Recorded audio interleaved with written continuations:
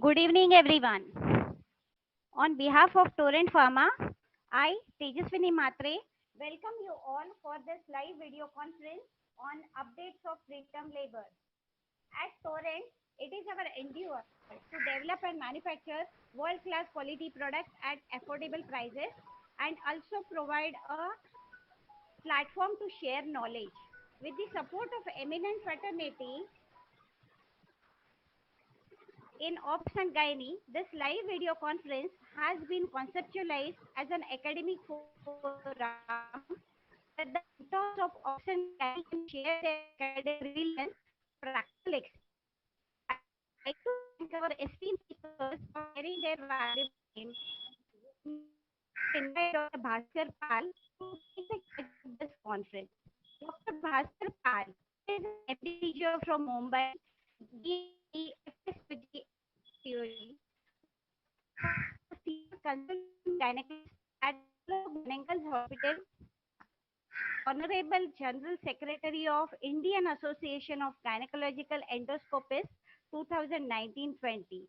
He is chairing AICC RCOG East Zone, also chair-elect for AICC RCOG. Dr. Bhaskar Pal is an president-elect of Bengal Obstetrics and Gynec Society. He is a vice president for, he was vice president for FOGSI in 2017. Also ex-honorable biostatistician in Journal of Obstetrics of India. So it's our pleasure to have Dr. Bhaskar Pal on board, and I'd like to hand over the session to Dr. Bhaskar Pal. Sir, over to you.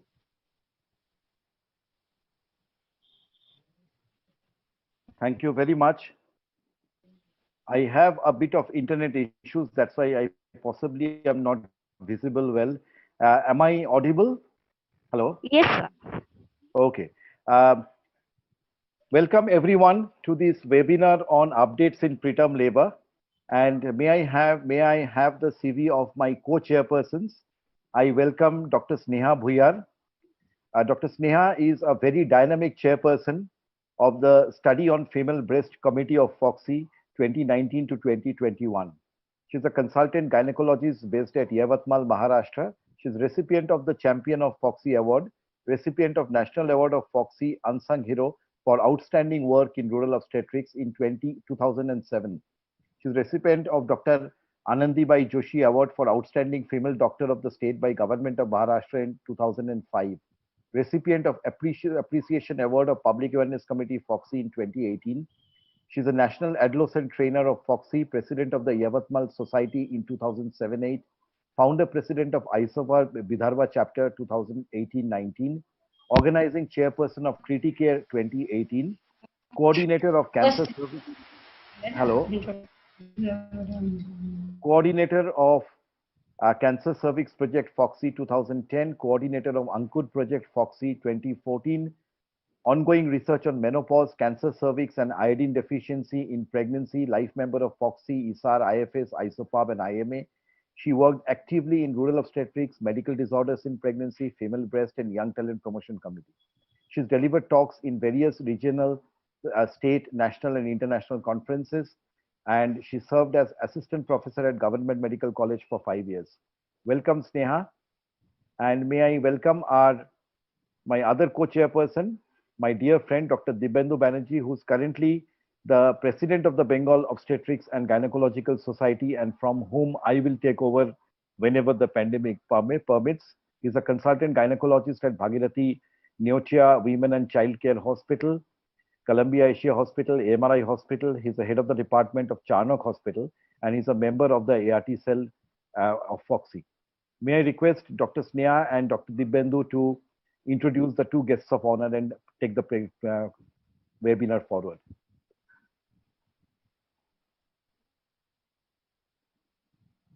Over to you, Sneha. Yeah. Good evening. Thank you, Dr. Bhaskar, for the kind introduction. Good evening, everyone. First, I would like to introduce Dr. P.K. Shah, sir, who is basically very close to us, a very senior, our mentor, who is he has hold many positions and he was a professor and head Department of Obstetrics and Gynecology, GS Medical College, KM Hospital, Mumbai. Is a past Dean of Indian College of Medical Ultrasound, past President of IAG, past President of FOXY, past President of IFMB, and he was a past President of MOGS, and he had so many positions held even in ultrasound as well as obstetrics associations. And he was past chairperson of ISOPARC West Zone, joint secretary of Images, and so many posts he has held. But for me, it is very important. He's a very nice person, very good human being, easily accessible, and always ready to advise. So, welcome, Dr. P.K. Shah, sir. And before sir says something, can you hear me? sir, yes, sir, but before you start something, let me add two things. People like me and Sita and many, many residents of Sion became first member of Mumbai Obstetric Gynae Society because of sir. And I went into IAG because one fine day, he just picked me up and put me there. Sir, over to you. Yeah. Can you hear me? Yes, sir. Yes, sir. Okay. Thank you, Charu, for your kind introduction. And at the outset, let me thank Dr. Bhaskar Pal, Dr. Divyendu Banerjee, and Charu for giving me this opportunity to be with you all as guest of honor. I think preterm labor is something which all of us are really worried about, and we all have different ways of managing it. So today we have galaxy of speakers, starting from Sita Pal, then we have Dr. Parikshit, we have Dr. Basab Mukherjee, and Dr. Girija Wagh will be covering this topic in depth. And I thank you very much for involving me, and I wish the event a grand success. Thank you, Bhaskar. Thank you, sir. Dibendu, will you please introduce our next guest of honor, please?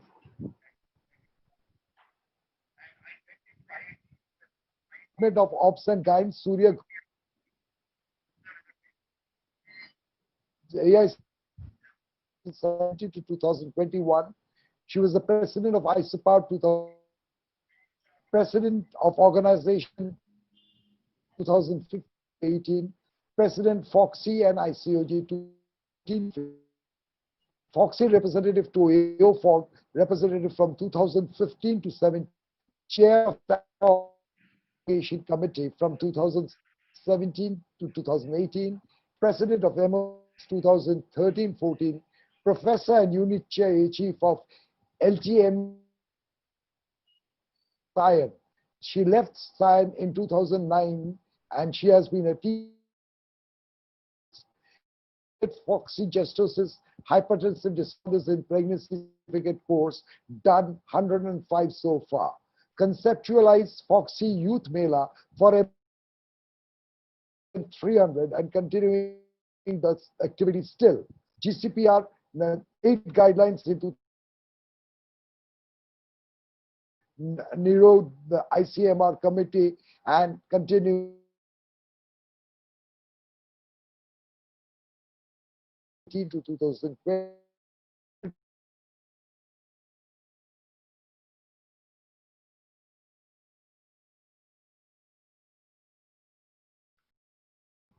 Can we hear Dibendu? No, we're not able to hear him. Not able to hear him. Just speak Okay, I think we lost Dibendu's internet connection. But Suchitra was one of our very dear seniors. I came from Calcutta to Mumbai and joined to do my MD, and Suchitra was the lecturer in our unit. And we've seen Suchitra go from strength to strength and always been an inspiration for us. And she's held so many positions of president of MOGS, president of FOXY, president of organization Gestosis, president of ISOPAR. She's represented India in AOFOG, she's represented India in SAFOG, and we've seen her develop the Kishori project for adolescents in Dharavi, and we've seen her numerous awards, including the award from the in the British government in UK last year, and also from FIGO Women Achiever Award at Rio. This is a long CV, but this is how I could concise without looking at the slide. Suchitra, would you please Right. tell us something about this? Right. Thank you so much, Bhaskar. First of all, Bhaskar and Dibyendu, for inviting me to chair this very interesting webinar and a very important subject that you have dealt with. I'm, like all other obstetricians, we are worried about the rising rate of prematurity, and there are, so many webinars where we are discussing about how are we going to prevent it, how are we going to predict it, and how are we going to manage it. So I'm very glad that as the East Zone chairperson, you have chosen this particular topic, and you've got a galaxy of very bright speakers, Sita, Basha, Girija, as well as Parikshit, to deliberate on these topics.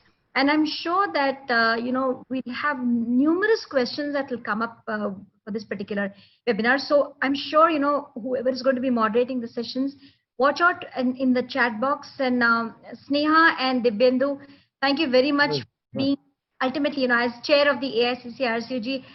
Need to thank both of you as well as Dr. P.K. Shah. Bhaskar incidentally will take over from me as the chair of the AICC RCOG, maybe somewhere in October, November, whenever the pandemic sort of goes on the decline. And thank you very much once more, Bhaskar, for involving me. And can I hand over the mic and the screen sharing to the next person? Thank you very much. Thank you, Suchitra. Over to you, Sneha.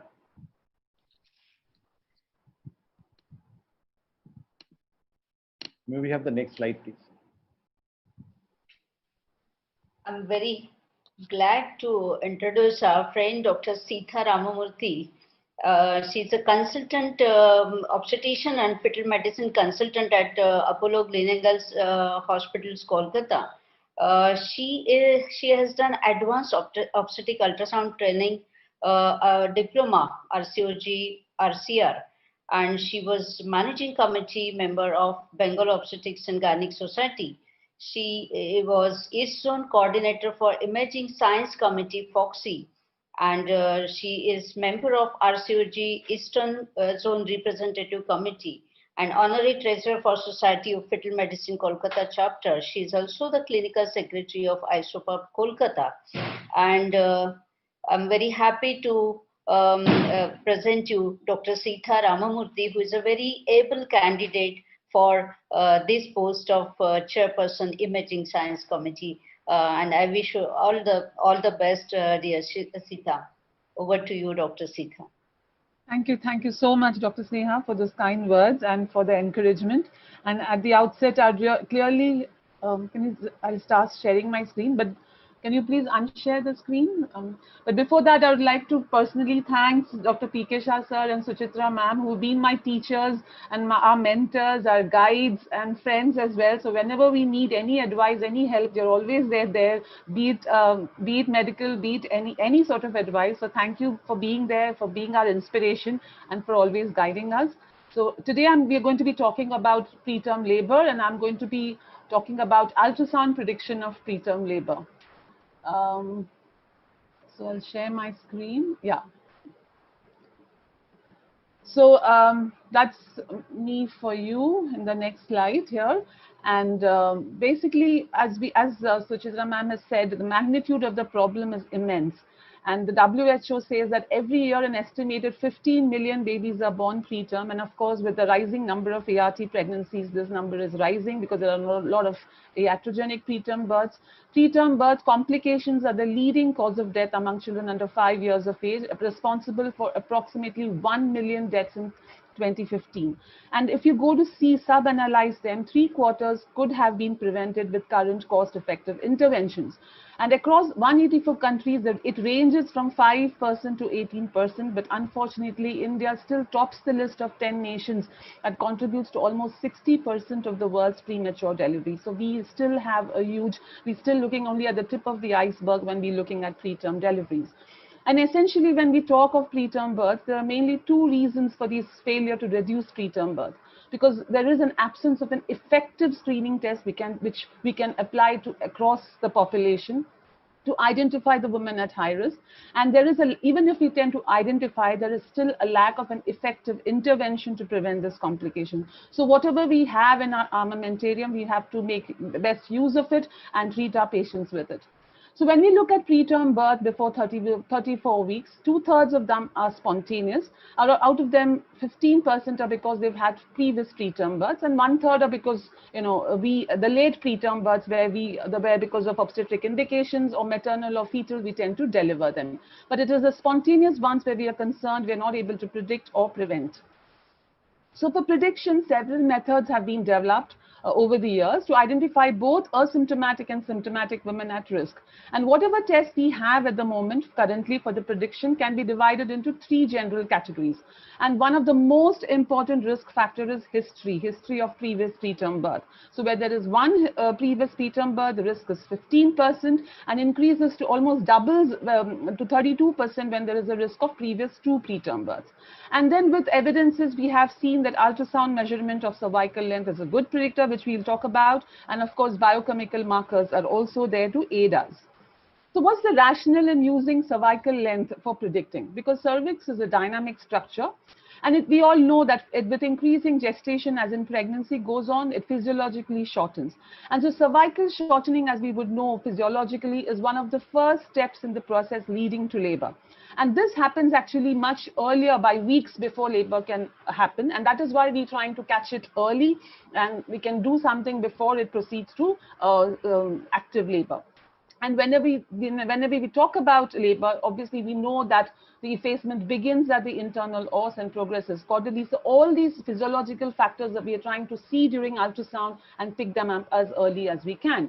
And if you look at the mean cervical length, it is said to be an average of about 442 millimeters around 11 to 14 weeks when we do the first trimester scan, around 38 millimeter on average at the anatomy scan, and this is what we would tend to look at as normal. So when we look at cervical length, it's mainly to assess the risk of preterm delivery and to distinguish when a lady comes in threatened preterm, whether she's actually in true or false spontaneous preterm labor. So before we look at how good cervical length is, we must also know how well to measure the cervical length, because if it's not done properly, it's obviously going to cause a lot of unnecessary interventions, and which might be more detrimental than a benefit. And why cervical length is used? Because it's a reproducible measurement which we can use from 14 weeks onwards. And it's consistently possible to do this from 16 weeks onwards. And the cervical length is mainly used because it tends to remain stable in most of the women between 14 to 24 weeks. And that is why we use this criteria to predict preterm labor. And the various methods of measuring cervical length, as we all know, is one, digital examination, transabdominally, transvaginally, and transperineally. Digital obviously is very subjective. We would not tend to rely on that. Transabdominal is still done in a lot of places, but it's not recommended. It can be used as an initial evaluation. In fact, now with the present COVID era, they have recommended that if you are not very comfortable doing the transvaginal scan, which should be ideally done, you could start off as an initial evaluation and then think about doing a transvaginal. But obviously the pitfalls are you cannot visualize the cervix properly. It needs a full bladder. And when you have a full bladder, there is elongation of cervix and you can mask your funneling. And obviously when the woman is obese and you have to put a manual pressure, all these can interfere with your image and give you a false cervical length measurements. Transperineal can be done sometimes when transvaginal is avoided, or in a lady who doesn't want to have a transvaginal scan, or for some reason it's contraindicated. The probe is actually placed sagittally between the labia majora, and around 80% of the time you can actually visualize it. But transvaginal still remains the gold standard, and so you should be aiming for a transvaginal scan only. Transabdominal should not be done. And for assessing cervical length. And here the lady should have an empty bladder with a dorsal lithotomy position. The probe should be gently directed into the vagina in the anterior fornix. you acquire the sagittal long axis of image of the entire cervix so that it fills up almost 75% of your screen. And when you're doing it, you must be gentle and avoid excessive pressure on the cervix. And the cervical canal and the surrounding cervical mucosa needs to be identified. The cervical canal can be seen as it can be reduced or increased echogenicity, and the cervical mucosa also needs to be identified. So obviously the calipers are used to measure the linear distance between the triangular area of echogenicity at the external os here and the V-shaped notch at the internal os. And then you look at the cervical length and then you measure by putting a calipers. Now it is very important to know that when you're doing the cervical length measurement, it is a dynamic assessment. So you have to give enough time, at least 3 to 5 minutes for doing the scans, because you can see sometimes the cervix opening when you think it's closed, it opens a bit after you start scanning the cervix. And you should be giving suprapubic or fundal pressure so that you actually know what exactly the cervical length is. And you should obtain 3 images for cervical length determination, and whichever is the shortest and the best measurement should be taken as the actual cervical length. Okay. So other considerations are when you have a long curved cervix. Well, if you have a long curved cervix, if you look at it other way, it means that the cervix is not short, because if the cervix is more than 25 millimeters, it will be curved. So if you have to measure the cervix when the cervix is curved, you will add the linear measurements together to obtain the final cervical length. And putting it in another way, we will say that in the high group of patients whose cervical length is less than 16 millimeter, the cervix will always be a straight line. So the minute you put in your transducer and you see a curved cervix, you more or less are sure that this lady does not have a short cervix. Funneling, which is basically defined as the dilatation of internal os, which is seen sonographically as funneling, and almost all women with a short cervix have funneling of the internal os. So basically, if you have a short cervix, she will or she may not have a funneling os, but most of them will have. And we know we've had all these different changes with cervix, as cervix surfaces as a T, Y, V, U, all that we used as a mnemonic, and it basically represents the normal relationship of the area, whether actually the endocervical canal meets the uterine cavity and how far the internal os is opening, and all these would represent effacement. But per se, funneling is not an independent risk factor, and so women with a long cervix and funneling, you will not get funneling if she has a long cervix. But I have seen a lot of reports when the report says long cervix but funneling seen, and the patient is concerned, the obstetricians are concerned. But basically, if the woman has a long cervix and she has funneling, it is not an increased risk of preterm delivery. Sometimes you do find amniotic fluid sludge. This is a picture from the ISOAG I've taken. Echogenic aggregates close to the internal os with or within a funnel, and this is supposed to be an independent risk factor for spontaneous preterm delivery or PPROM, because this sometimes indicates a microbial invasion of the amniotic cavity and histological chorioamnionitis in these women.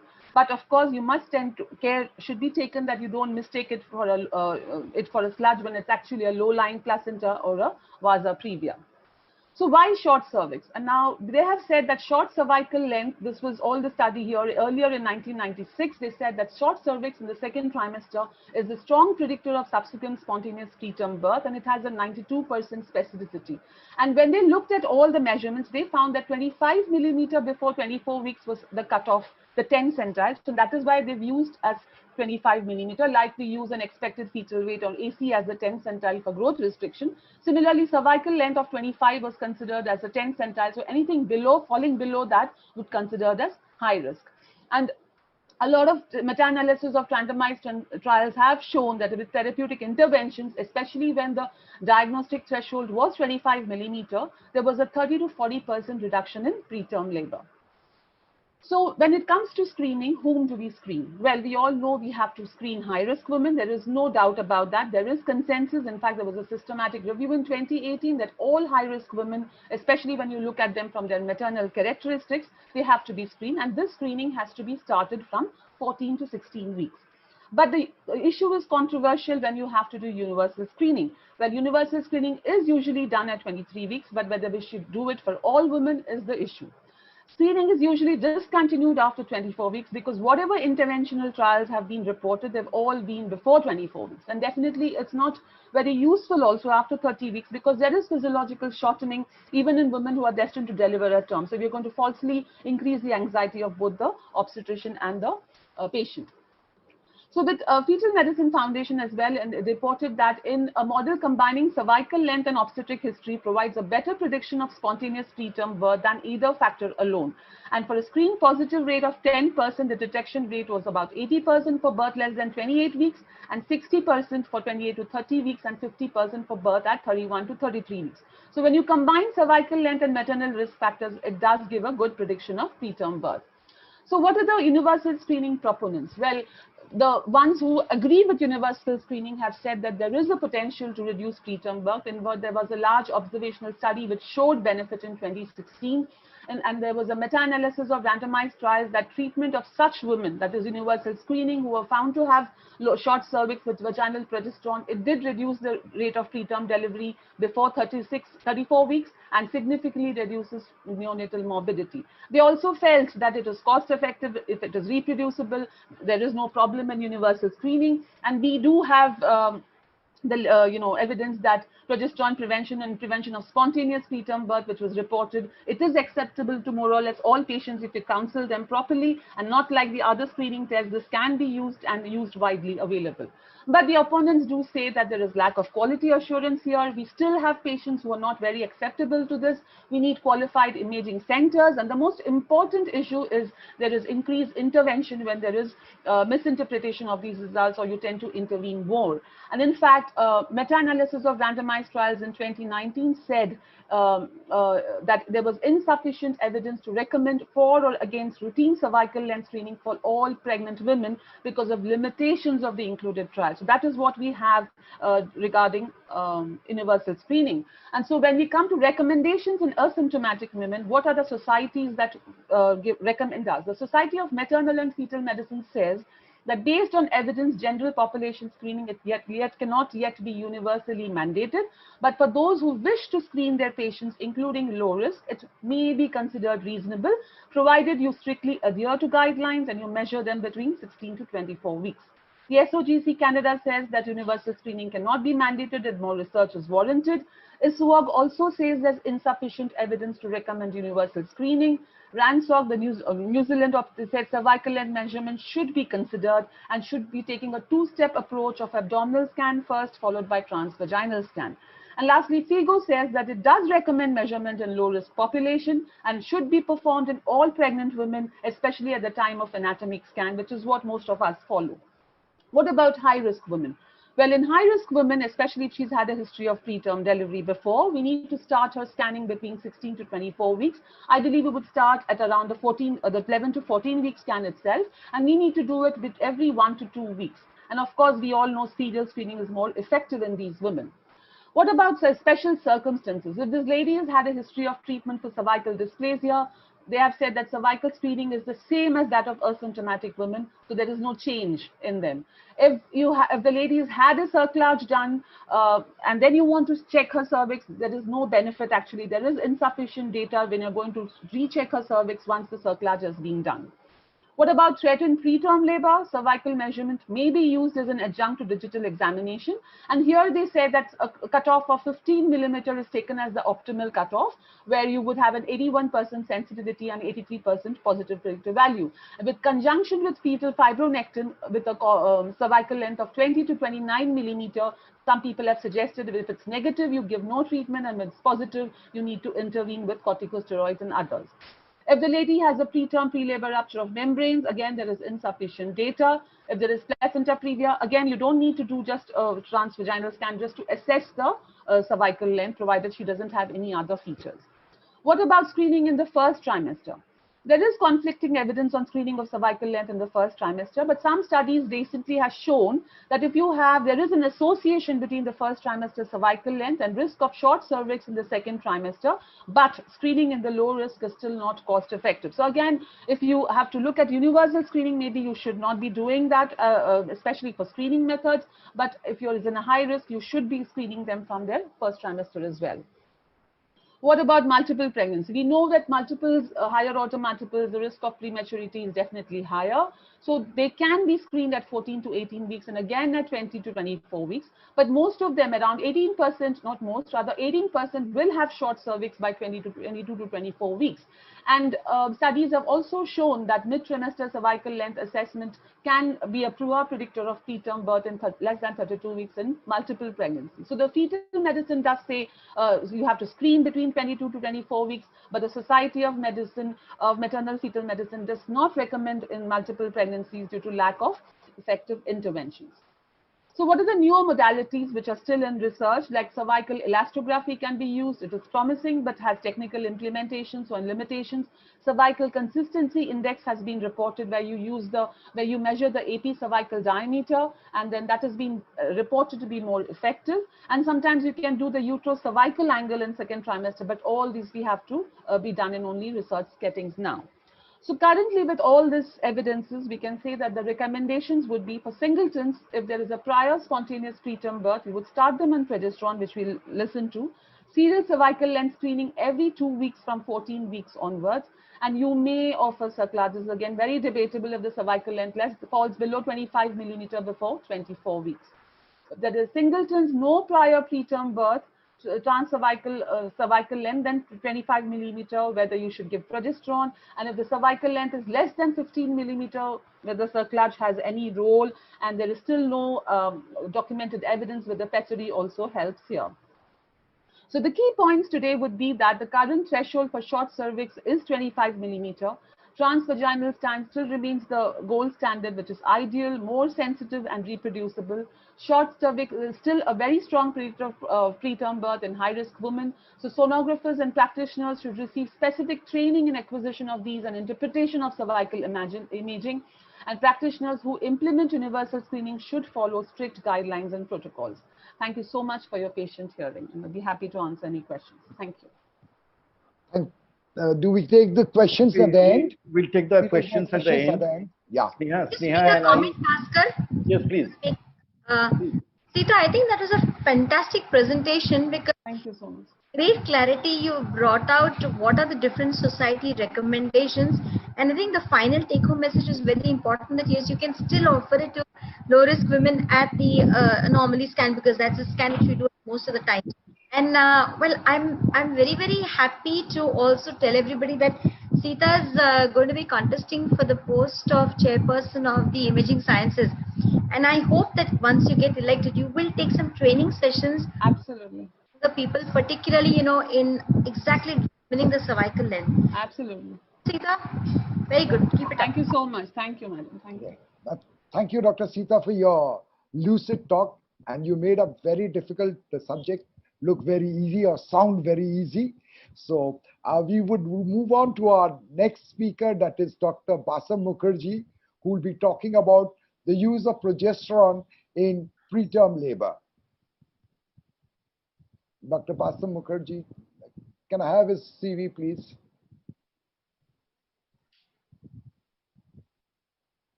Yeah, Basam actually needs no introduction.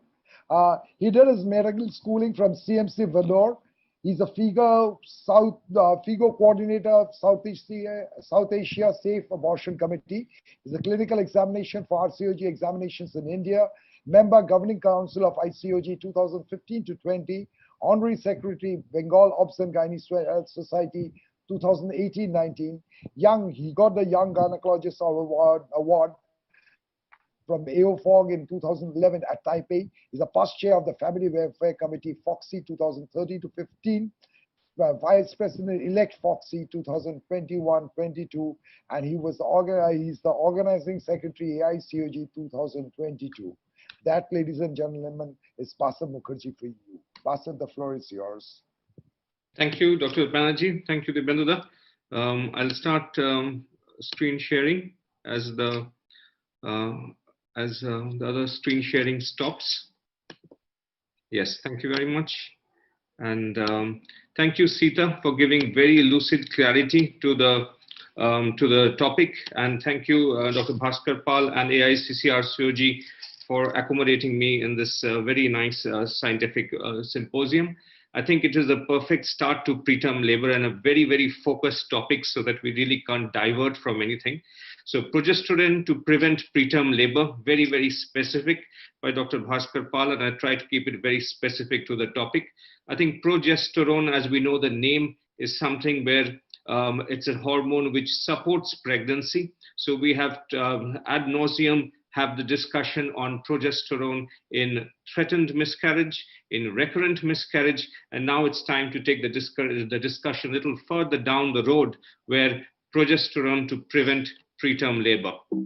So the discussion of progesterone for preterm labor started roughly with this trial and this results, which was in 2003, where from the National Institute of Child Health and Human Development maternal fetal medicine units, that this study came off with the prevention of recurrent preterm delivery by 17-alpha hydroxyprogesterone caproate by the team there.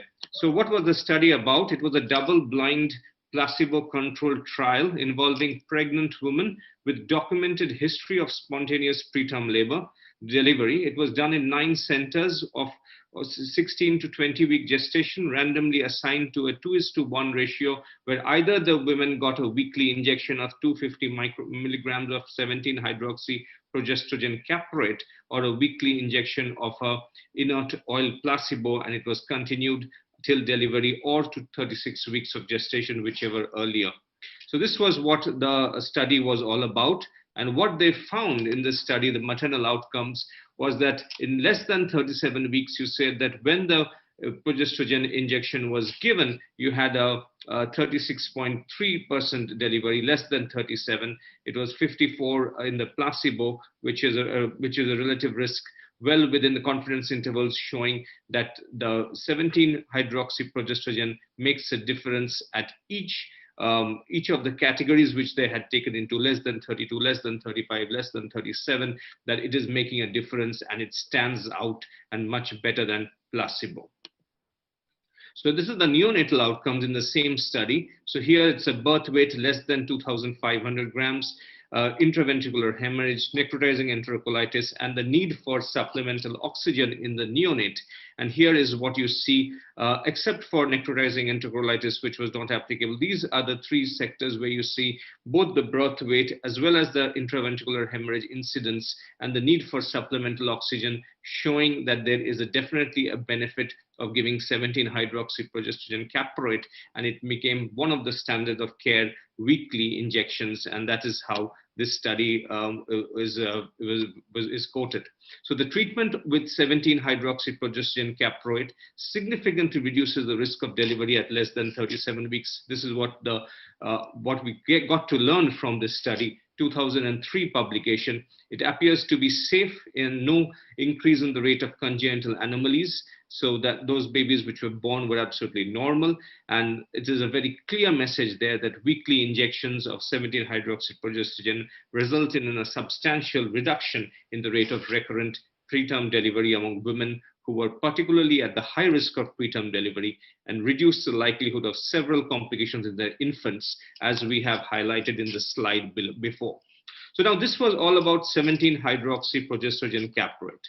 So what about vaginal progesterone? So vaginal progesterone also was quite in at that time. Of course, we're talking about micronized progesterone and natural micronized progesterone, NMP. And what was that? Does that make a difference? So this was a study which looked into that around the same time, a little later, progesterone vaginal gel for the reduction of recurrent preterm birth. Again, a very nice randomized double-blind placebo-controlled trial. And what did this find out? So ultrasound, it was published in Ultrasound Obstet Gynecol 2007. So what was it? It was a multinational randomized double-blind placebo-controlled trial, and randomly assigning 659 women to once daily treatment with either a progesterone vaginal gel or a placebo until delivery or 37 weeks of gestation. It did not here see a decrease in the frequency of preterm birth less than 32 weeks, and there wasn't no really difference between the groups with respect to mean gestation-related delivery. infant morbidity or mortality, and other maternal or neonatal outcome measures. Now, this is again a same progestogen, but delivered in a different route and a different kind of progestogen. There we were talking about 17-hydroxyprogesterone caproate injections weekly. Here we're talking about progesterone vaginal gels daily. About the group of people who were assigned here were all again with a history of preterm labor, and so it was roughly similar, but the outcome was not similar. So then there's another study coming up at around the same time, published in the NEJM, where progestogen and the risk of preterm birth among women with a short cervix. We heard very elaborately from Dr. Sita in her last talk about short cervix, identifying the short cervix, routine evaluation of the cervix during the anomaly scan, the pros and cons, and the discussion on that regard were really very nice.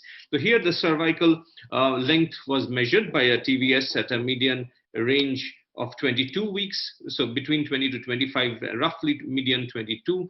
24,000 women were seen during the routine prenatal care. Less than 15 was 413 women, and these were assigned to give vaginal progestogen or placebo.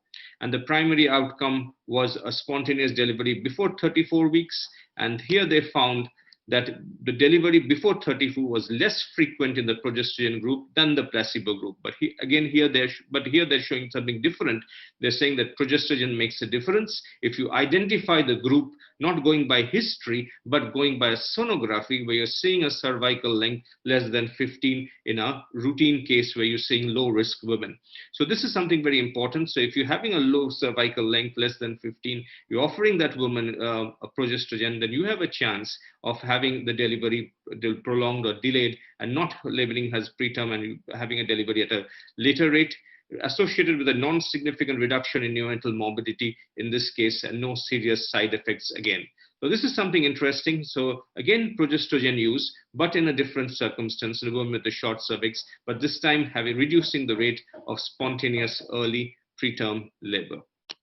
So this went on for a long time, and again there were studies for and against, till this big study came forward in 2016, came with a lot of hype. They wanted to say, let's have the final word on whether progestogen does make a difference in preterm labor. So let's do this trial where vaginal progestogen prophylaxis for preterm labor, the optimum study was done and was published in the Lancet.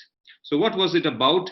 This may be a little difficult to see, but I'll just run you through. There were 15,000 patients who were assessed for their eligibility. It came down ultimately to 1,228. That's at the bottom of the screen, because there were different ways where they were eliminated throughout the time. And the 1,228 people which were there were randomly assigned to either a placebo or to progestogen. And there were different loss to follow-ups, different withdrawing consents, and then they were analyzed. So, but still they had a fairly good number of 1,228. And what did they get? So double-blind randomized placebo-controlled trial on vaginal progestogen 200 mg daily from 22 to 24 to 34 weeks. So whenever we talk about progestogen, we usually talk about the range, giving it between 16 to 24 weeks. Here they started it a little later, 22 to 24, and went on to 34, and tried to find out the outcomes on pregnancy and infant outcomes for women at risk of preterm birth. So the risk of preterm birth was defined in this case as the previous preterm birth, cervical length less than 25 a positive fetal fibronectin test combined with other clinical risk factors for preterm birth. So this was the ladies who were in the inclusion criteria in women who were at the risk of preterm birth, and these are the women who were taken in the study. So the optimum study, the primary outcomes were fetal death or birth less than 34 weeks, and there was a composite of death, brain injury, or bronchopulmonary dysplasia in the neonate, which was combined together. And there was another thing which was studied at one third primary outcome was standardized cognitive score at 2 years of age. And what did they find? They found, to a lot of disappointment, that vaginal progestogen was not associated with reduced risk of preterm birth or composite neonatal adverse outcomes, and had no long-term benefit or harm on outcomes of children at 2 years of age. So this means we're going back to square one here, at least for now, that vaginal progesterone, possibly if you're going historically by people who are there, even with cervical, they did a cervical length less than 25 somehow in this big study, very nicely randomized and conducted, we did not see a reduction in risk of preterm birth. So this now coming to some of the statements, as Dr. Sita also nicely put up the statements related to the short cervix and related to ultrasonography in the preterm birth. Here we are focusing on the use of progesterone. So this comes from the Society of Maternal and Fetal Medicine. So very specific question, the choice of progesterone for prevention of preterm birth in women with singleton pregnancy and a prior preterm birth. So what do they say? What is their recommendation? So in a woman with a singleton gestation and a history of prior spontaneous preterm birth between 20 and 36 and plus 6 weeks of gestation, we recommend, that is SMFM recommends a 17-hydroxyprogesterone caproate at 250 mg IM weekly, starting between 16 to 20 weeks until 36 weeks of gestation, which is a lot of common practice in a lot of parts of the world now, or delivery and or gestation or delivery, and vaginal progesterone should not be considered as a substitute for 17-hydroxyprogesterone caproate in these patients. So very strong words there. If you're having a singleton and a history of prior preterm birth, then there is only 17-hydroxycaproate is what they're suggesting. And what about vaginal progesterone? They continue to reaffirm, the same SFM, the use of vaginal progesterone to prevent preterm birth in a woman with a sonographically short cervix of less than 20 without a prior spontaneous preterm birth. So this is about two sections of group of people who they're mentioning. One group of people, as we just mentioned here, the ones who have a singleton pregnancy, history of prior preterm birth. These women, they're talking about 17-hydroxycaproate, and a woman where a sonographically short cervix, that means a low risk woman who does not have a prior history, they're saying that yes, you can also consider vaginal progesterone. We're not saying absolutely no for it. So coming to the RANSCOG, what the Royal Australian and New Zealand College of OBGYN, what their statement is when you're talking about something very specific, that is progesterone use in the second and third trimester for the prevention of preterm birth. So RANSCOG in the July 2017 bulletin, they have mentioned that vaginal progesterone therapy is recommended for asymptomatic women with a short cervix on transcervical length assessment in the mid-trimester. So as Dr. Sita had mentioned, if you're doing an evaluation of the cervical length during the anomaly scan, which could be a routine practice as we have discussed, then there is a rule according to the RANSCOG where vaginal progesterone can be recommended if it's a short cervix there. Progesterone therapy should also be considered in a woman with singleton pregnancy with a history of previous spontaneous preterm birth. But there's a mention here that in Australia and New Zealand, they do not have the injectin hydroxyprogesterone caproate. So their studies were with the vaginal progesterone. There was a discussion there, but they cannot use the other ones. Coming to the Society of OBGYN Canada, the guidelines which have come up as recently this year show that progesterone therapy reduces the risk of spontaneous preterm birth in women with an increased risk based on history of previous spontaneous birth or women with a short cervical length. So we're going along more or less the same lines. Insufficient evidence to support the use of progesterone for prevention of spontaneous preterm birth in the absence of cervical shortening. If there's no cervical shortening, or prior conization or abnormal uterine anatomy. So these are some things which we read in our postgraduate days, that if she has a conization, yes, you may have a problem with the internal loss, and you may have a problem with but that is not may have a problem with incontinence or preterm delivery, but that's not a requisite to start, or that's not evidence enough to start progesterone. Even an abnormal uterine anatomy, we often, if there's an abnormal anatomy, we say that there may be a cervical incompetence along with that, but that's not an excuse, or there's no scientific evidence to suggest that in such a situation you'll be starting her on progesterone. The use of progesterone in women with arrested preterm labor. So this is a preterm labor, you've arrested it, maybe at 28 weeks, and now you want to think of giving progesterone till 34, it is not associated with reduced risk of spontaneous preterm birth or improved postnatal outcomes, so it doesn't have a role there. Use of vaginal progesterone for preterm birth prevention has not been associated with an increased risk of congenital malformation. I think that's made it very clear, because in between there were some studies where they were suggesting something may be there, but there is a very strong word saying that nothing in those lines. Worsening of postnatal things. So another couple of points before I wind up here. One is multiple pregnancy. Dr. Sita also very nicely touched on the issue of multiple pregnancy, which is a common reason of preterm birth, one of the commonest reasons other than the history of previous preterm birth. So what about the role of progesterone to prevent preterm birth in multiple pregnancy? Well, there have been several trials and several studies which have looked into this. And this is the Stop It trial, which was published in the Lancet in 2009, where they very clearly mentioned routine administration from 24 weeks is not shown to reduce the risk of preterm birth. So if somebody is of the opinion, just because you have multiple pregnancy, just because you have an increased risk of preterm birth, you just can't start progesterone in the assumption that it will reduce the risk of preterm birth.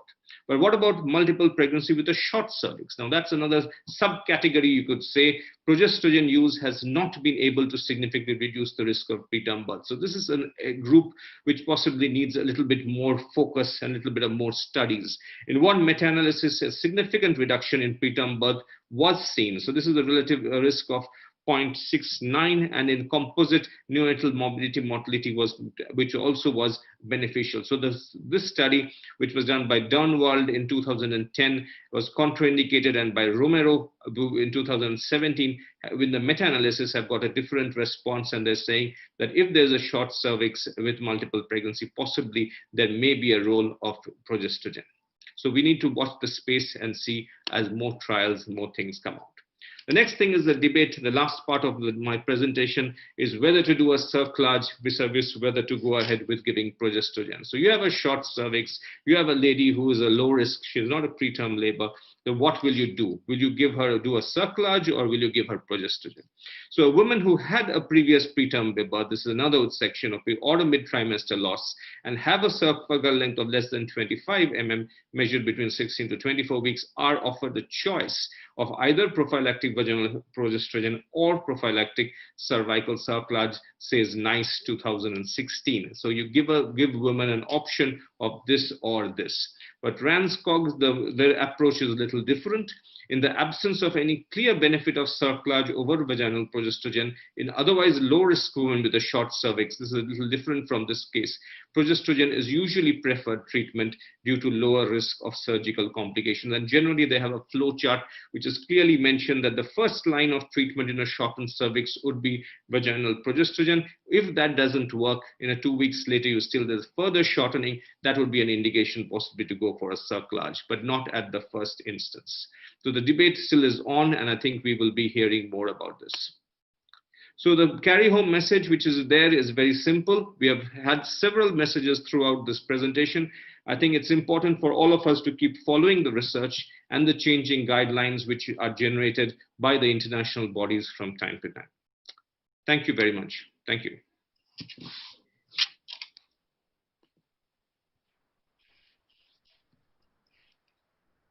Thank you, Bashov. Dr. P.K. Shah, Dr. Suchitra, you have any comments? Yeah. Yes, sir. Please come in. I think listening to both Sita and Basab, I feel that you have cleared doubts in the minds of all the gynecologists who are listening to this webinar. You have made it very clear what are the indications for injectable progesterone, that is 17-alpha hydroxyprogesterone caproate, and what are the indications for vaginal micronized progesterone. I think most of us, the gynecologists, they are always in doubt and they keep asking, what should I do? I think you made it very, very clear with evidence-based medicine, and I'm sure people will follow your instructions absolutely religiously. Fantastic talk. Thank you. Thank you, sir. May I request Neha to introduce the next speaker? Thank you so much, P.K. Shah, sir, for your expert comments. Basab, that was really a very wonderful talk with very clear-cut messages. And now I would like to introduce our dear friend Dr. Girija Wagh. Dr. Girija Wagh is the professor at Bharati Vidyapith Medical College, Pune. She is the director of Girija Nursing Home, Kothurud, Pune. She was a chairperson, Medical Disorders Committee, FOXI 2013 to 60, and she was the joint secretary of FOXI in the year 2010. She is also the national coordinator for Registry of Eclampsia, and she is also the national mentor for Lakshya and at the level of Ministry of Health and Family Welfare, Government of India. So I know she's a very good academician. She always speaks very dogmatically, and she's a good administrator as well. Of course, she's a dear friend. We have done our entire education together, and I'm very happy to present it to you, Girija. She's going to speak on tocolysis, which, when, and how long. Over to you, Girija. Thank you, Sneha, for that very wonderful introduction, and Dr. Bhaskar Pal for giving me this opportunity. Above all, Bhaskar, I must really thank you for having Dr. P.K. Shah here with us today, this evening. Sir, बहुत दिनों के बाद आपको देख रही हूँ, and I must share with you, Bhaskar, that sir has been my teacher because I learned ultrasonography with him for 15 days in science, and when I was the associate professor, and he has been a huge inspiration for me to whatever I speak as a teacher. He has really taught me a lot of things. Dr. Suchitra always continues to mentor me, and I'm really grateful to these people. And as always, Basab and Sita spoke extremely well, and therefore it's my responsibility to maintain, as Bhaskar says, to the structured talk, and I'll just directly go to the jugulars. So tocolytics, when, which, and how long is the talk and the task, and thank you so much. And I've said thank you to my gurus here in form of Dr. Suchitra and Dr. P.K. Shah, and I'll promise that I'll try to put everything evidence-based and experience-based as much as I can. Now, this particular symposium by the AICC-RCOG is extremely important and relevant in our country. Looking at the statistics that you can see, that India contributes to the maximum preterm deliveries in the world, and therefore it's our team responsibility to try and make as many things possible to try and prevent this particular abnormality. And looking at the numbers, if you decide to compare with China, who is just next in line, I think we are very badly off. And now with the changing times and with a lot of medical legal issues are actually compounding that. But looking at the neonatal care that we are able to offer, we are still sort of, waggling between what is really going to be the age of viability with IVF, with women becoming older. And therefore you can see that usually this is the green bar which is showing is the place where we are really not sure, but then we are in a quandary where we want to really help our mothers, while 25 to 26 weeks, all of you would agree that would be place where we'll really make efforts to do things. And then of course, later on, our survivals have definitely improved. Now, we all know that births prior to 37 weeks will cause a whole lot of neonatal deaths, and majority of them would present with uterine contractions. Approximately 50% of the preterm births are preceded by preterm labor and 1/3 by PROM. And therefore here definitely is a place for tocolysis, and usually these contractions would be less than 5 minutes apart, and cervical change and dilatation and effacement would be associated. And in the past, if we look at the general recommendations and the gestational ages for tocolysis, were from 24 to 26 weeks to 34 to 35 weeks. But today we are seeing that these limits of viability are constantly changing, and we are definitely tempted to use these particular interventions as less than 24 weeks. And whether we are going to be in place and what is the evidence, let's look at that. Now, we know that tocolytics are medications that can inhibit labor, slow down or half the contractions of the uterus, and they're widely used today to treat premature labor and permit pregnancy to proceed, and permit the fetus many a times to gain in size and maturity, or sometimes you would want to give them quickly antenatal steroids or for neuroprotection, and that can be helped. Now, looking at the history from the 1960s onwards, we can see that the first ones in 1970s were isoxsuprine, which were introduced, and then there was ritodrin, which followed. And later on came terbutaline, magnesium sulfate, indomethacin. And in 1990s, however, there was reappraisal of the use of beta-2 agonists nearly 20 years down the line due to certain observations of serious adverse effects, example like pulmonary edema and so on. And now subsequently, we can see that there's a drifting towards atosiban and nifedipine. Now, today what we have as the main classes is isoxsuprine, terbutaline, and friends, when I'm speaking this year, if you look at all the international publications, they do not mention isoxsuprine. There are only very few countries in Europe or somewhere they are mentioned, but I think WHO in one of its studies comparing with placebo has spoken about isoxsuprine. Calcium channel blockers, nifedipine is something which is very commonly recommended by most of the organizations.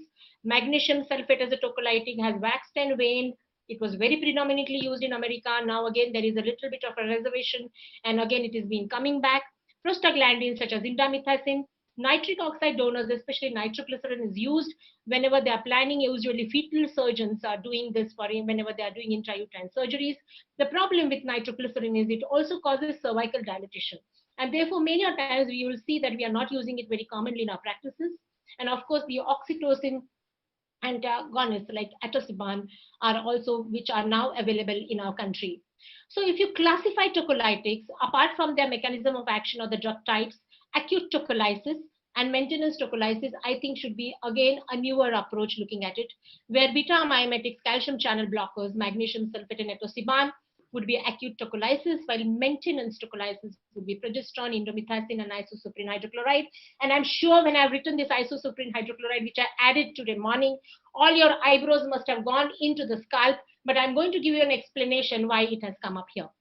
So if you look at this commonly used tocolytics, these are the ones which you are very commonly using in our practice. And of course, we should be well versed with the major side effects that they can cause and other long-term issues that are available with their use. Now the question comes, which tocolytic agent and which agent? And before we decide to do this, we must look at the checklist, the maternal, unstable maternal status from any cause, look for preeclampsia or any variants or trauma, hemorrhage, significant maternal cardiac, renal, pulmonary disease or any condition that makes prolongation of pregnancy inadvisable, fetal death or any other such kind of fetal conditions, especially growth restriction. You must be then be very careful, and maybe these would be your contraindications in many places not to use tocolytics. So if you look at the most popular agents actually worldwide, and I know even in India, is beta agonists. And all agents produce the same clinical effects. I would, however, like to differ from this because beta agonists are not my preferred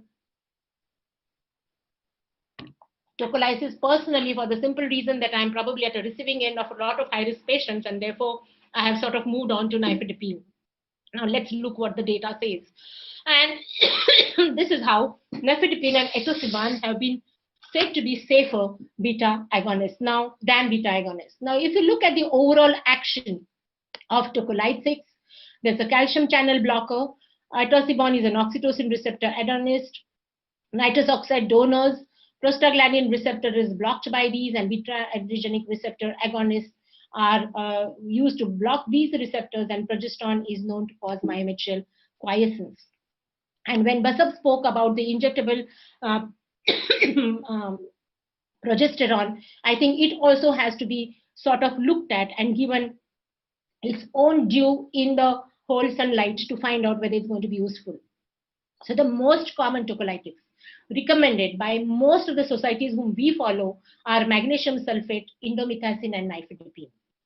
Now, isoxsuprine, terbutaline, or retardine were the agents of choice, but in the recent years, due to maternal and fetal side effects such as maternal tachycardia, hypoglycemia, and palpitations, the use of these agents was found to lead to probability of pulmonary edema, myocardial ischemia, and cardiac arrhythmias, and therefore it has been sort of not recommended. Unfortunately, we do not have any such kind of a recommendation coming from the government of India or from our own organization. Now, if you look at the current recommendations from the WHO, the Australian and the NICE guidelines, nifedipine is the preferred tocolytic for separation of preterm delivery less than 34 weeks. There is no clear evidence that tocolytics improve the outcome following the preterm labor. Women most likely to benefit from tocolysis with nifedipine are the ones who are having very preterm labor, needing transfer to a hospital with neonatal intensive care facilities, and those who have not completed a full course of corticosteroids, and discussion with women and her partner is extremely important. And usually you must tell them that this is not going to be a panacea or a treatment for your management. So how do we give this nifedipine? The reason I put in this flow chart was there are many questions which are asked by most of our members. So it starts with a stat oral dose of 20 milligrams of nifedipine. If the uterine contractions persist, then give second oral dose of nifedipine 20 milligrams 30 minutes after the first dose. The maximum dose is the first hour is 40 milligrams, and do not give any further nifedipine until 3 hours after the second dose. You can ask the woman to chew, crush, or swallow the tablet, and if it's a capsule, never give it sublingually. If contractions continue, administer the oral nifedipine 20 milligrams every 3 to 6 hours for 48 minutes unless contractions cease or the woman establishes in labor. Do not prescribe as the medication chapter, so you have to be monitoring it and giving to the patient. And tocolysis with nifedipine may continue for 48 hours or even sometimes to 72 hours, provided there is no contraindication to prolong the pregnancy. And the maximum dose of nifedipine is 160 milligrams in 24 hours. Always check maternal blood pressure before administering nifedipine, and do not administer if the systolic blood pressure is less than 90 millimeters. Continue early blood pressure and maternal pulse for 4 hours, temperature every 4 hours, and the rate of observation should be tapered according to the clinical situation. Continuous CTG while contracting is a good practice to have. And stop the nifedipine if there is marked hypotension, and significant dyspnea. Now, maternal hypotension from adverse drug reaction to nifedipine, cardiac disease, and hepatic dysfunction are maternal contraindications. And of course, we are well versed with the fetal contraindications, where we'll definitely not practice such kind of a tocolysis. Now, there are certain relative contraindications also where there is concurrent use, especially of other beta mimetics, or you are doing GTN transdermally, then it is relatively contraindicated. And there's always a question, can we use nifedipine and magnesium sulfate together? The concomitant use of magnesium sulfate with nifedipine may result in significant hypotension, neuromuscular weakness if using the conventional 4 to 6 grams IV bolus which we give. So the alternative would be to continuously give infusion of magnesium sulfate 1 gram per hour and from after adequate steroid cover, you can continue and give it for 48 hours so that you are able to stabilize the uterus and give the woman an opportunity, of the baby especially, of having steroids. And of course, the contraindications would be fetal, which we have already looked into. Now, the NICE guidelines, the RCOG says, consider nifedipine for tocolysis for women between 24 and 25 6 weeks of pregnancy who have intact membranes, are in suspected preterm labor. Offer nifedipine for tocolysis to women between 26 to 34 weeks of pregnancy who have intact membranes, are in suspected or diagnosed preterm labor. And if it is contraindicated, you can consider giving her atosiban. Do not offer beta mimetics for tocolysis. And the loading dose is 20 milligrams orally, followed by 10 to 20 milligrams 3 to 4 times daily, adjusted according to the uterine activity. And this can be very well documented by doing a CTG. Now, there are unusual agents such as indomethacin and atosiban, and the episode of contractions, once they have abated, then tocolysis has to be given for 3 days and it should be continued. And usually there is no point in giving any kind of acute tocolysis beyond 72 hours. Now, these are the standing dosing regimens for atosiban, where 0.9 milligram IV injection bolus is given over 1 minute, and then followed by a loading infusion for 3 hours, an IV infusion of 100 micrograms per minute up to 45 hours. And this has been found to be especially useful in women who are embarking on pregnancy, especially after IVF, where they have adenomyotic uteruses, they have hyperreactive uteruses, and maybe preemptively in a very early uterus, you may consider giving atosiban. Now, of course, cost is a deterrent, and there are studies now which have confirmed that compared atosiban with magnesium sulfate with similar results. Now, till when do we continue? Until the rationale of use is achieved, fetal maturity, transfer, and steroid action, and there's little or no benefit from follow-on tocolysis after an episode of preterm contractions has subsided. Now, there is a concept of this maintenance tocolysis which has come up after the arrest of the primary preterm labor, especially when you're going at low ages of viability. This would be of importance and relevance. And it has been found in this particular Taiwanese study where they found that progesterone given after the acute tocolysis can help in to continue the pregnancy for a little more time. And a similar kind of an experience has been published in our own journal by M. Chowdhury et al. So once you have finished the acute tocolytic activity successfully by nifedipine and the preterm labor has been arrested, which is defined by no uterine contractions for at least 12 hours on nifedipine tocolysis, then maintenance tocolysis, one group was offered 200 micrograms of micronized progesterone daily, and other group was offered placebo. Now, this is a place where we can also consider giving the injectable progesterone and look at its efficacy. The tragedy with all these experiences is that you will find that all these publications are very, very low powered. And if you look at the usage of these drugs in our practices, we'll find that hordes of us are using this, unfortunately, without documentation. And I think that's something that which has to come ahead. Now, it was found that in these patients, it definitely caused a prolongation of pregnancy with better preterm birth outcomes. Now, coming to magnesium sulfate as tocolysis, and I'm going to, Parikshit, only going to speak about this and not about the Neuroprotection Act. And here you can see that in women who are less than 34 weeks, you can consider giving magnesium sulfate. I'm a huge proponent of giving magnesium sulfate, and since the last 10 years, we have found that there are no adverse outcomes and can be very confidently given. And you can see in this guideline that whenever if the woman is having, this is a typical magnesium sulfate loading dose, which I would say akin to what is called as the Juspans regimen, which we give for eclampsia. The same kind of a regimen can be continued, and you can give her along with that nifedipine and a slow release formulation. And this magnesium sulfate can be delivered by an infusion pump. And of course, it should be administered before tocolytic drugs have been cleared from the maternal circulation, is what this particular guideline mentions. Many times, the very confusion terminology that we see in all our guidelines is imminent preterm birth. And this is defined as high likelihood of birth due to active labor of more than 4 centimeters cervical dilatation. Friends, so if anything is less than that, you can always give this woman a chance of continuing this pregnancy, especially when she is in that little twilight zone of peri-viability. Now, there have been a systematic review and meta-analysis published in 2019 about the comparison of anterior magnesium sulfate and adverse neonatal outcomes, because that is a huge concern that most of us have. And this was found that these findings do not support any clear associations between perinatal death or other adverse neonatal outcomes and antenatal magnesium sulfate exposure when given for the beneficial indications of maternal neuroprotection in preeclampsia, eclampsia, and fetal neuroprotection in cerebral palsy prevention. So therefore, we can be confident of using this drug a little more liberally. Now, as I had mentioned at the outset, I have mentioned that isoxaprine is something which has gone from most of our prescriptions for some time now, and even from mine.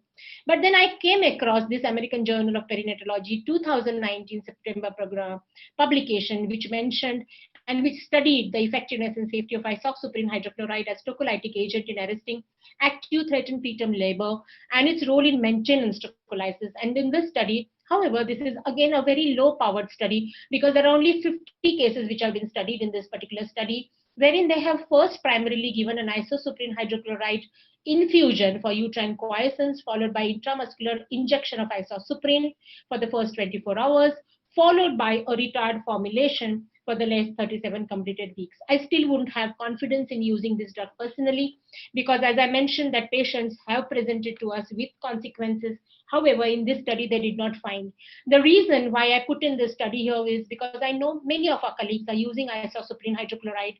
And what we should do is we should definitely be careful if the woman is preeclamptic, if she has anemia, if she has cardiac problems, if she has any other hemodynamic instability or any risk factors, we must consider and be wary from using this drug. Otherwise, if you have correctly selected patients, and as can be seen in this publication, patients were absolutely stable otherwise, and then in them, this was found to be helpful. And it was found to be an effective and well-tolerated tocolytic agent in arresting preterm labor, in turn resulting in overall improvement in maternal and perinatal outcomes. Now, the last one straight out of the oven is low-dose aspirin and preterm birth, and this is January 2020 publication from the UpToDate, which mentions that Low-dose aspirin is known to reduce the risk of preeclampsia in high-risk women and has been proposed as a preventive therapy of preterm birth. And friends, I think this is something that we require to look into a little more carefully. And this has been an aspirin trial of nearly 12,000 nulliparous women in the LMIC countries like ours, and it has been found to be useful. So at the end, I conclude by saying that I choose to communicate the truth, I choose the reality of life, and I choose to heal, not hurt. And in the world teacher service lies perfect freedom. And I take this opportunity to appeal to you to solicit your support as the Vice President Foxy, where the voting windows are between 1st to the 10th of September. Thank you so much, and I hope, Basab, I tried to reach to your expectations. Thank you.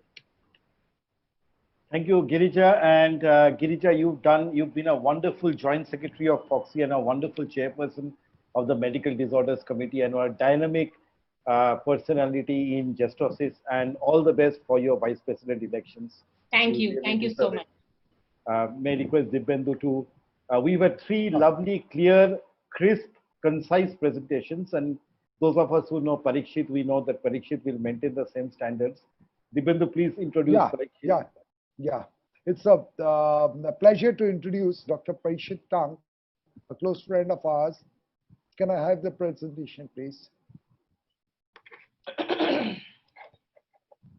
Dr. Parikshit Tang is a consultant, Ashwini Maternity and Surgical Hospital and Center for Endoscopy and Assisted Reproduction, Mumbai. He's also the consultant of Jupiter Hospital, Thane. He's the joint treasurer of Foxy, chairperson Safe Motherhood Committee, Foxy 2014 to 2017, managing committee member, Mumbai Obs and Gyne Society. He was awarded with the Dr. K. Bhaskar Rao Gold Medal for the first place in DNB. He was a Dr. Kamini Rao Yuva Foxy Orator in 2011-12. He has over 100 peer-reviewed publications in index journals, CME publications, and publications in textbooks. He has co-authored 4 books in Obs Gyne, and he's on the editorial board of 4 index journals. That, ladies and gentlemen, is Dr. Parikshit Tang. Parikshit, the floor is yours. Thank you, Dr. Dibendu. It's always such a pleasure to be amongst friends. May I request the coordinator to please allow me to share my screen?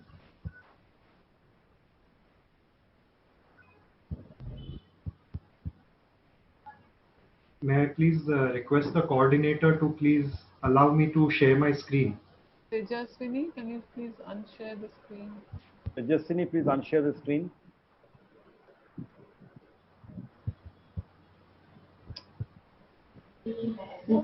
Yeah, thank you very much. I think I can start my screen share now. So right off the bat, before I get into the scientific deliberations, my thanks to Supriya. 1 minute, please. Hello. You need to mute yourself. Oh, sorry. Suchitra needs to mute herself. Yeah. So thanks, Bhaskar. Thank you so much for the invitation to speak about something which I really enjoy speaking about. And it's such a pleasure to be a part of today's lineup.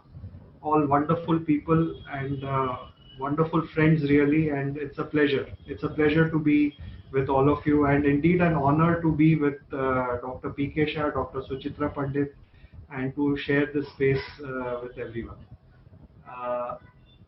Now, I need to resume my screen share. Yes, okay. Go to the slideshow from the beginning. And there we go. I think my screen is visible, I hope. Yeah, it's visible. Okay, thanks, Sita.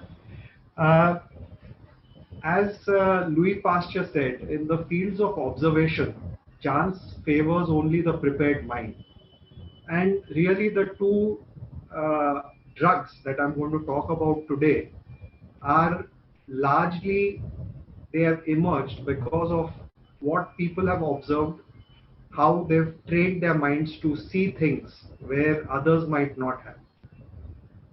I'm going to talk about the use of antenatal corticosteroids and magnesium sulfate in relation to preterm births.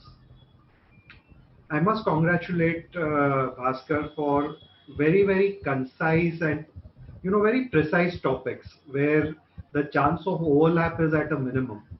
And I hope I can keep up what the previous three speakers have done. So I think we've all been through this, that preterm births are the single largest contributor to perinatal mortality, and gestational age is really the chief decider as to what is going to happen to this neonate in terms of morbidity and mortality.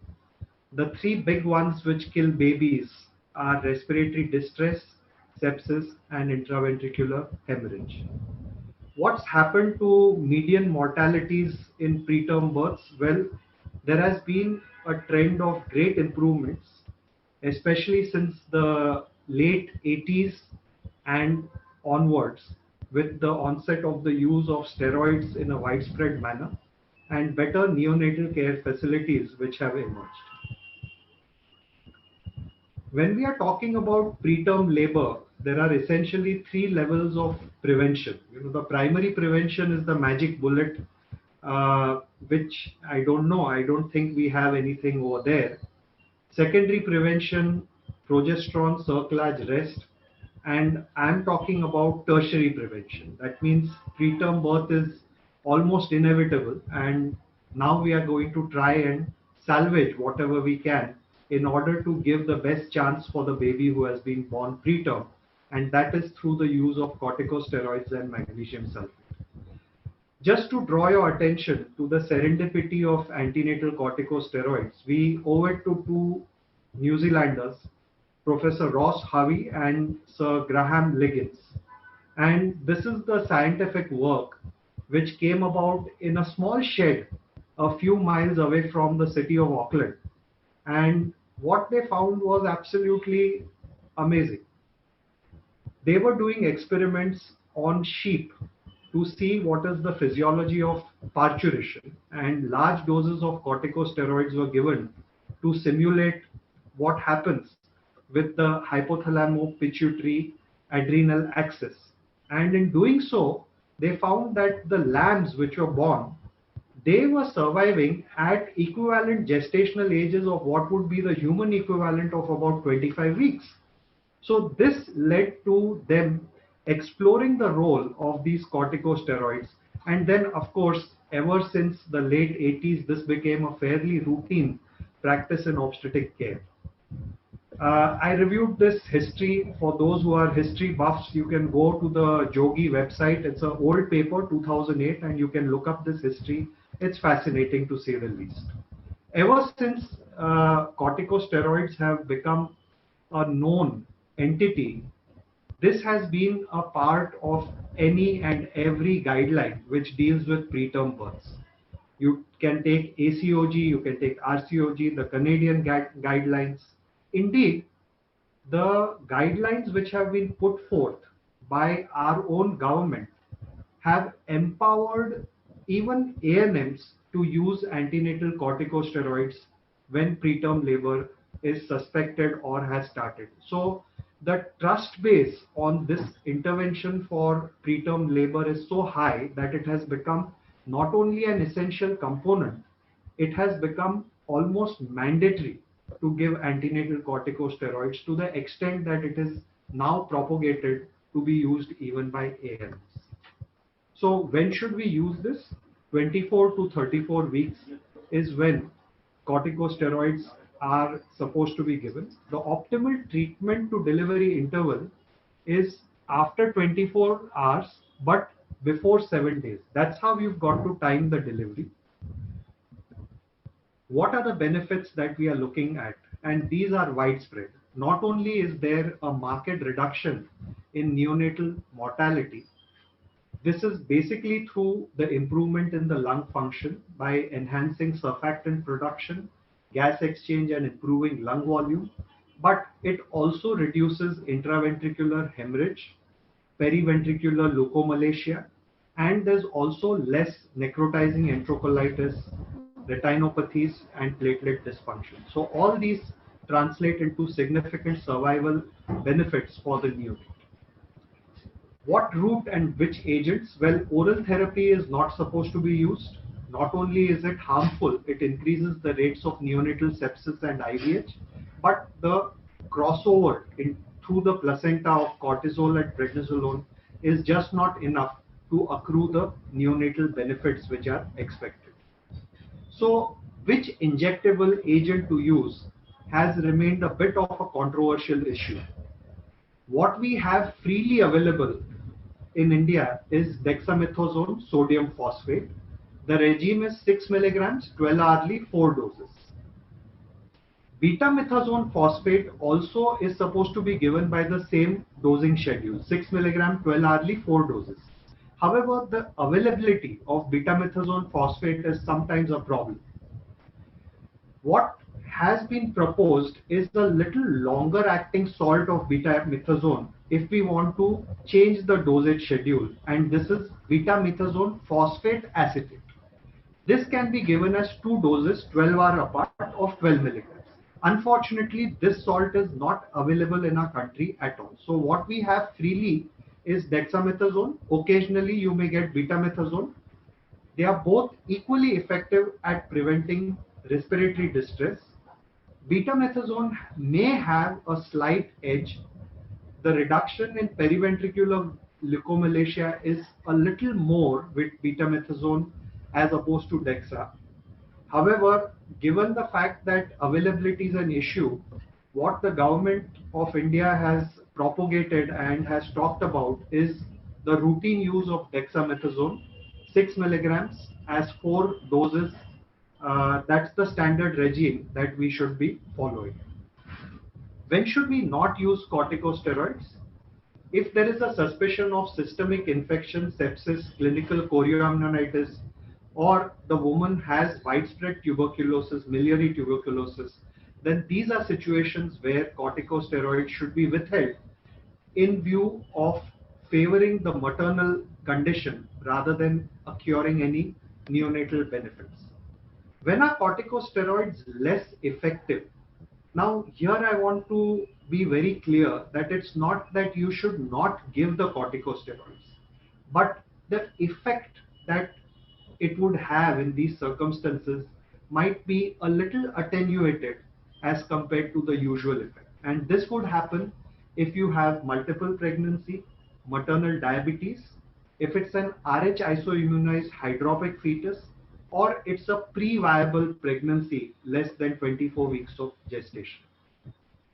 What are the problems? We've seen all the great things that corticosteroids can do, but they can also suppress the clinical features of infection. You might miss chorioamnionitis, and a woman who is on the borderline may actually have a deranged glucose metabolism, and the effect may last for 72 hours from the completion of the course of the corticosteroids.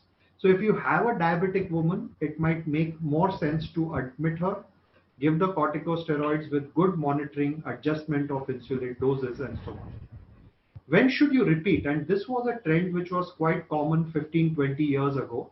But today, literature is very clear that there is no benefit of repeated steroid doses, because this can actually cause some harmful effects in the mother, in the fetus.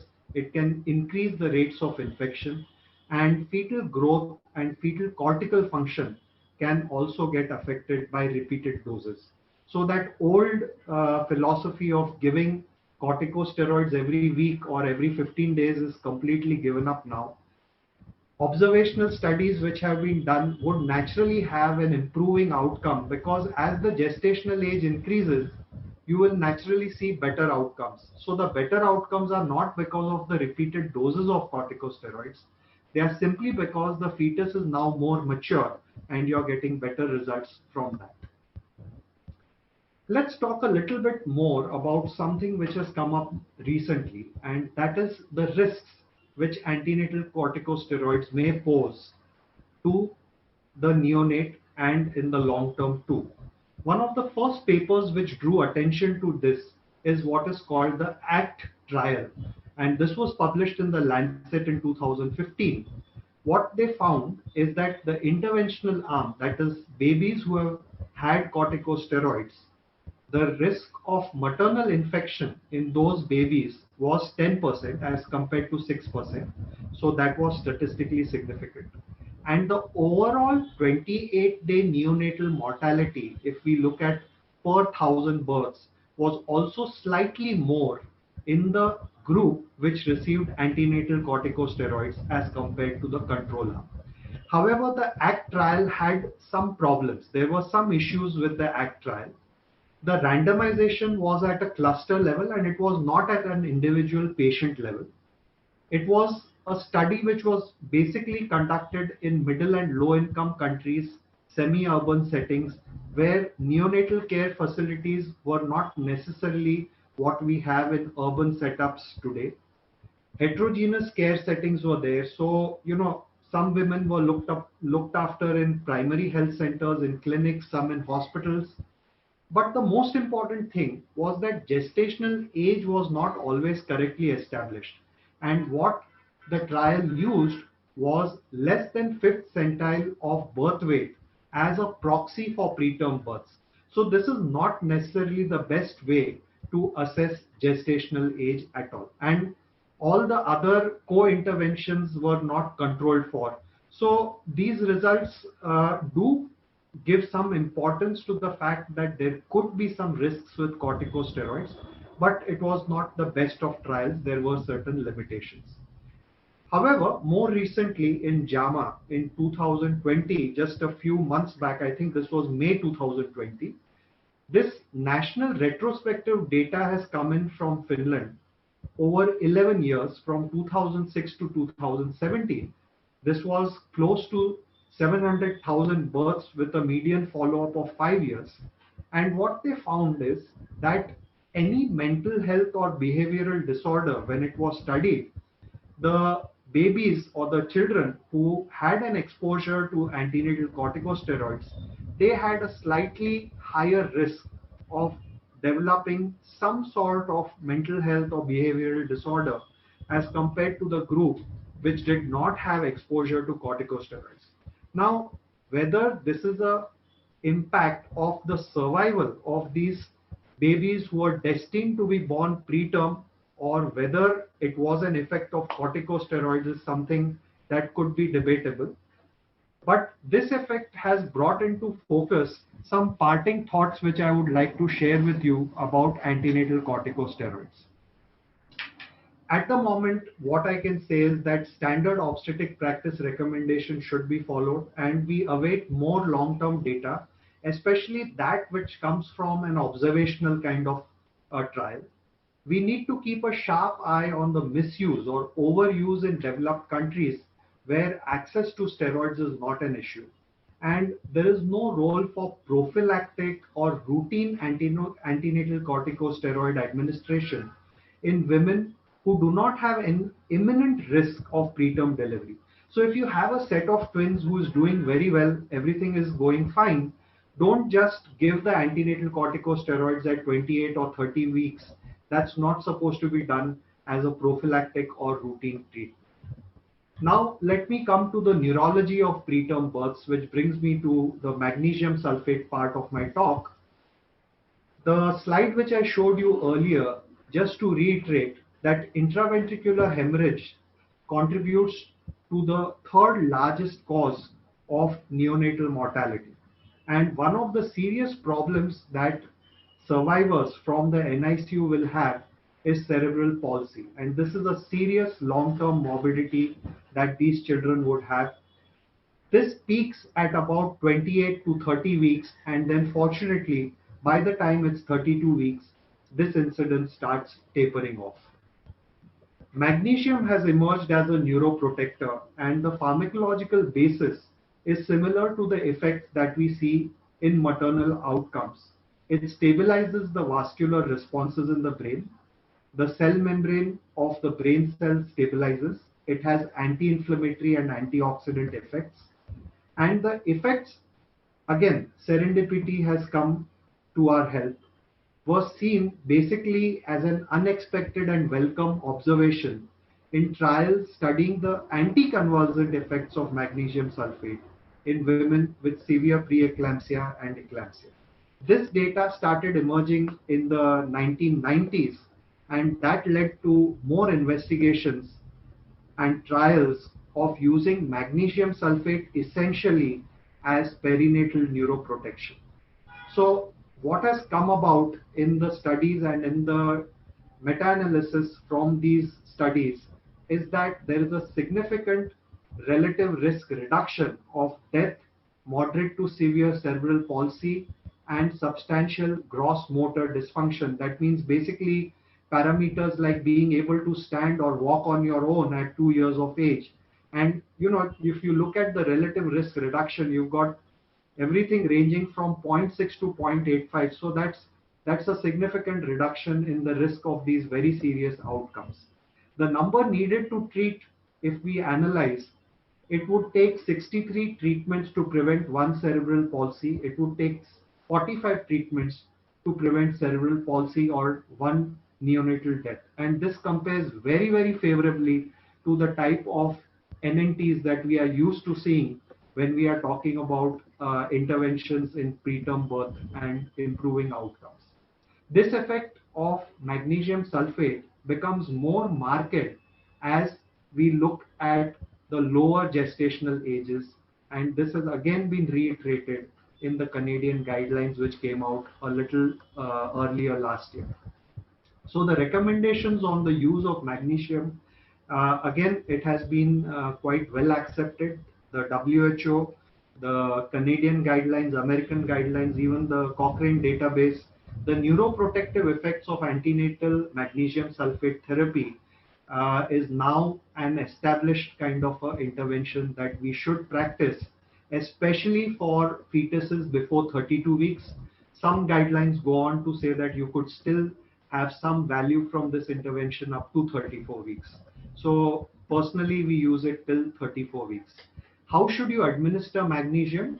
It appears that there are a variety of regimes that one could follow, and the initial dose is the essential component. That's what is emerging from the literature now. The ongoing part of it, not so clear. The role is not so clear. So practically speaking, how should you do it? If you're looking at an elective or a planned cesarean birth, give 4 grams of magnesium in 100 ml of normal saline over 30 minutes as an infusion, and this should be completed 2 to 3 hours before the estimated delivery time. If you have a woman who's in preterm labor or who's had a rupture of membranes prematurely, then the first thing is to decide whether you're going to allow the labor to progress or are you going to induce and deliver this woman. That decision is the primary consideration. And once that decision is made, then do the same thing, 4 grams magnesium in 100 ml NS over 30 minutes. And if this woman has not delivered after 6 hours of this dose, then you can go on and repeat this. You can keep doing this until she has delivered or for 24 hours. But really speaking, in 24 hours, if the decision has been made, you'll probably have a delivery by that time. So that's where we stand with these two very important considerations in perinatology as of now in terms of preterm birth, corticosteroids and magnesium sulfate. Thank you very much for your kind attention, and thank you once again, Bhaskar, for the kind invitation. Thank you. Parikshit, please don't stop screen sharing. Oh, sorry. Sneha, I suggest we take the question answers and then take parting comments from our two experts, Yes, because both of them have been very kind to stay back. Parikshit, would you go back 2 slides, please?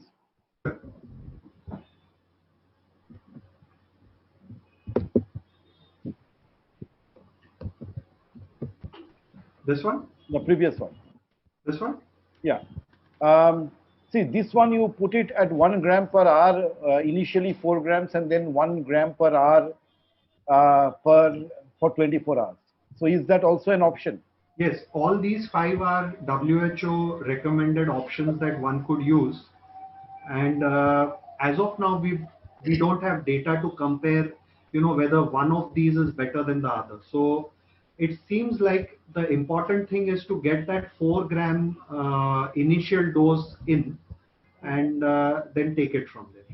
And either give 4 grams every 6 hours or give 1 gram per hour. That's what I wanted the audience to be very clear about. Yes. How would you start with the questions, please?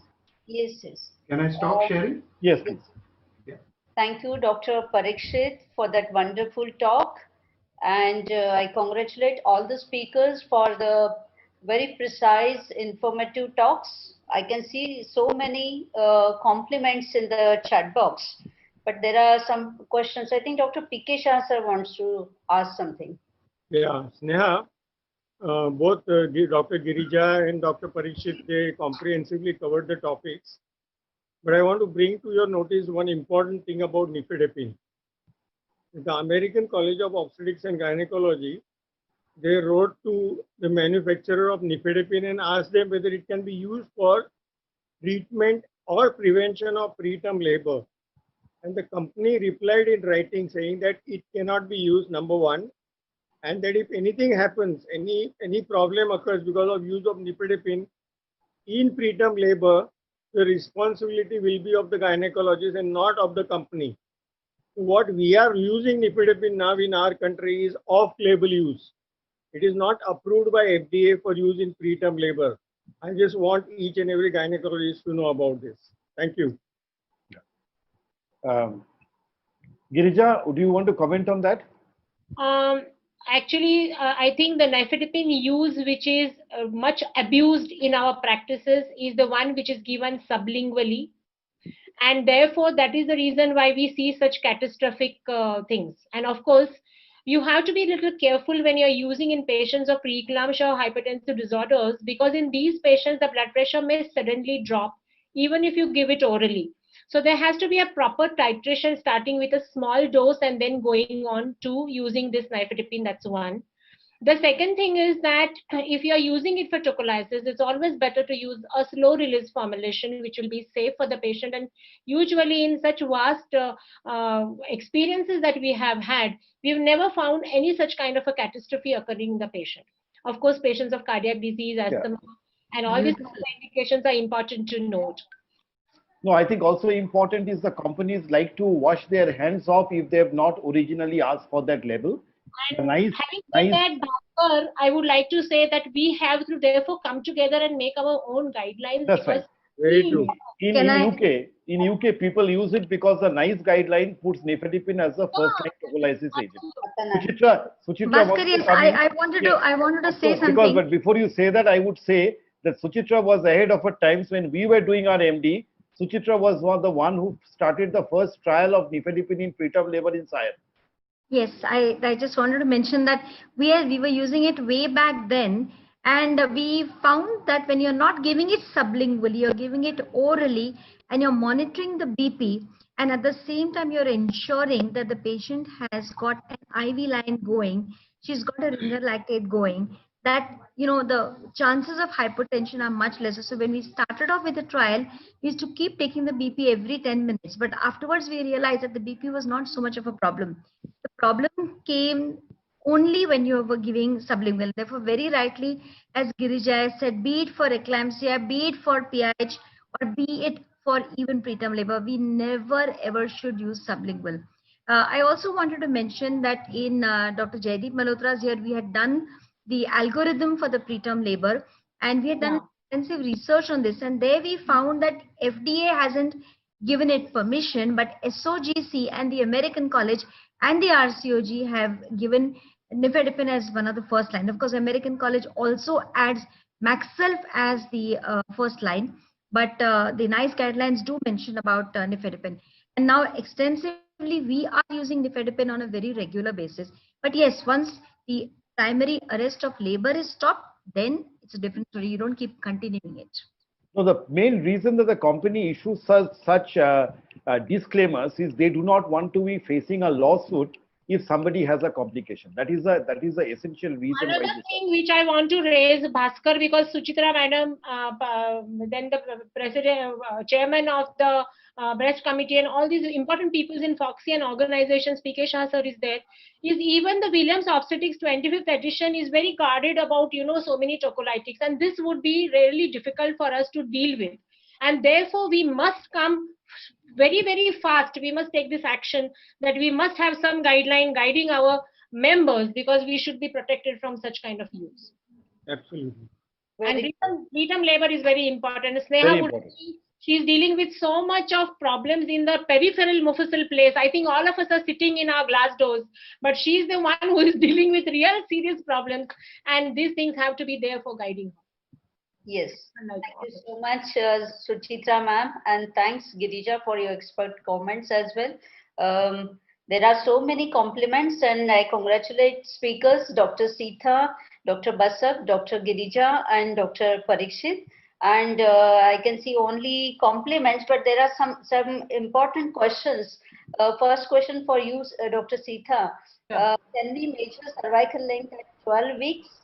And second is, whether is it necessary to mention cervical length even for anomaly scan?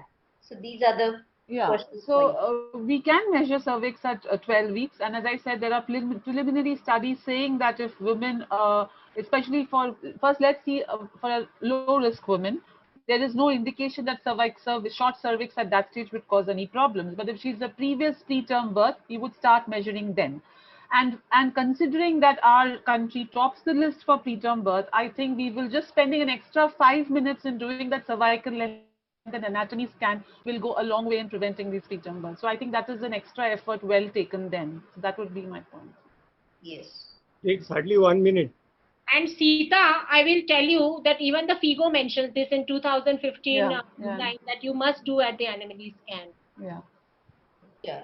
Next question is for Dr. Basab. What kind of vaginal progesterone should be used, and what should be the dosage? Yeah, so I think most of the trials have shown 200 milligrams. So 200 milligram daily is the dosage which has been used in most of the trials, and that remains the dosage. It's natural micronized progesterone. It's nothing different. So NMP is the choice, and 200 mg is the daily is the choice. Yeah, I think there's one question for you again. You have 19 weeks pregnancy, no history of previous preterm birth. Cervical length is 9 millimeter.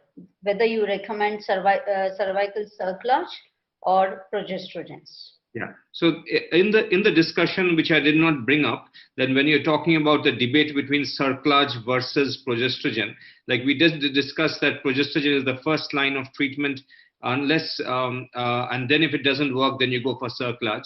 But if it's less than 15 millimeters, there is some studies to suggest that cerclage should be the first one to go by. So with 9 mm, I think we will not be giving progesterone. I'm sure most of the clinicians will agree that cerclage would possibly be a first line of intervention at this case. But again, the opinions may differ. There's no black and white answer. They're all different shades of gray. But I think you won't be giving progesterones. I think you'll be giving everything at that time. You'll be giving progesterones, you'll be doing cerclage, you'll be praying at the same time. I think you'll do many things at the same time with 9 millimeters. True. It's very important to counsel this woman that not each one will, will be the best treatment here. So despite everything or despite nothing also, she might prolong or abort. But then see, that's act of commission and act of omission. We always like to have act of commission and fail rather than act of omission and not do anything. But the moment you say no, she will go to Sita. Basab at 9 millimeter, it would be very difficult to place a good cerclage. Absolutely. Yeah, It will be like a rescue cerclage. But you will be trying, you'll be pretty desperate, given that 9 millimeters. You will be desperate to try to help her out in any way you can. So I think the Q-Process trial showed that if it is less than 10 millimeters, irrespective of what you do, the outcome is going to be very bad. I have two questions. The first question is for Girija. Girija, this question comes from Chennai. And the question is, what is the low dose? What is the dosage of low dose aspirin for prevention of preterm labor? or Aspirin, tocolysis? whatever studies they have done is on the 75 milligrams of aspirin. Having said that, please look at the maternal weight also as a context. Because if there are very heavyweight women, then you should be calculating it according to the weight. 3 milligrams per kg body weight is actually the correct dose of aspirin to be recommended. But 75 to 100, 150 is what we can waver between. And you continue it till 36 weeks, just like the other progesterone. Yes, 36 weeks. Okay. And I think there is a question to Parikshit. The main reason I wanted Parikshit to talk about the antenatal corticosteroids is because a lot of us are not clear about dexamethasone, betamethasone salts, which is so clearly discussed, but also the Finland data that he showed about. Parikshit, am I correct in assuming that the Finland data showed the problem was more in term infants than preterm infants? The problem was higher in 34 to 37 weeks than in under 34 weeks. Am I correct in assuming that? Yes, that's an absolutely correct interpretation. And what they found is that the significant differences came in the babies who actually were given the corticosteroids, but then they went on to deliver at term. Okay. So I think again it goes on to show that maybe preterm labor isn't as simple as what we think. You know, there might be something going on inside in the in utero environment, and if you're prolonging the exposure of that baby to those kind of cytokines or pro-inflammatory elements, that might be playing some role in the developing neuroplasticity. So I don't know. This is just strictly a theory, which I have a hypothesis which I have put forth. There is a question from Dr. Jaya Reddy in Secunderabad. And I want to modify the question. She said RCOG says that give corticosteroids for elective sections up to 39 weeks. And there have been criticism of that from the America, and they said don't use it. So based on this, at the present moment, should we restrict using steroids beyond 34 weeks? Yeah, I think, given the fact that the benefit that is going to come out of using steroids that late in pregnancy, and in view of the fact that there are emerging risks from studies, from literature, I think we need to take a balanced view on what we are doing. Whether the risk is coming from the corticosteroid or whether it's coming from the fact that this woman is, kind of destined to deliver preterm, that we don't know. But when the obvious benefit is not there, see, it's not something that is going to help with transient tachypnea of the newborn anyway. So, where's the big benefit in using steroids after? So RCOG is advocated that essentially with a view to preventing TTN. No, the TTN, if it arises, I think it's because there may be a mistimed delivery. That's the only thing. But as such, I'm not very sure how much steroids would contribute to TTN reduction. And of course, I mean, the same thing has been kind of put forth by the criticism which has come about in. No, even there are other trials which have actually suggested do not use it beyond 34th weeks or so. Mukesh Fogla from Dibrugarh asks you, Parikshit, is there any relationship between antenatal? Sita wants to say something. Yeah, I just wanted to come in saying that most of the deliveries between 34 to 36 weeks are actually iatrogenic, where the obstetrician is actually worried about the impending preeclampsia or whatever that's happening. So here the element, how much of preterm, spontaneous preterm labor coming into play is also questionable. So of course the debate still goes there. That's what I wanted to add. Thank you. Nowadays the pediatricians are coming up with a discussion or a debate rather near term, and they're coming up with preterm and near term. So they are having those issues of maturity of lungs as well as brain maturity. So I think this may be the reason why they are discussing about this. Bhaskar, can I say something? Yeah, please. Delivering patient at the time of C-section, especially delivering the baby, has to be hugely stressed upon, because much of our guidelines are talking about how to take an incision and what to do for the rest of the things. That's one. Secondly, patient goes in hypotension, and co-load and preload are responsibility even of an obstetrician. We have to speak to the anesthetist that my blood pressure should not drop till my baby comes out. And that is a contributory factor for TTN and so many issues. And this has to be very sensitively looked into. This has been an observation which we made in just our DOPS kind of a study in our institution, and we found that these issues matter, and therefore that sensitivity has to be there, according to me, and that can be a confounding factor. And as of course Sita said, comorbidities are causing such kind of effects. Bhaskar, I'd like to add something. Yes, yes, please, Suchitra. Yeah, Bhaskar, in patients with gestational diabetes, the lung maturity is delayed. Parikshit had mentioned about that. So the surfactant manufacturing itself is delayed. So in those situations, you are okay to give the steroids even beyond 34, because in any case in a GDM, the lung maturity does not occur at 34. So even at 35 or 36, despite giving steroids, and if there's a delivery that occurs earlier, there may still be a respiratory distress. That's because principally the surfactant manufacturing is delayed. So there are some of those typical situations where you are still justified in giving steroids beyond 34 weeks.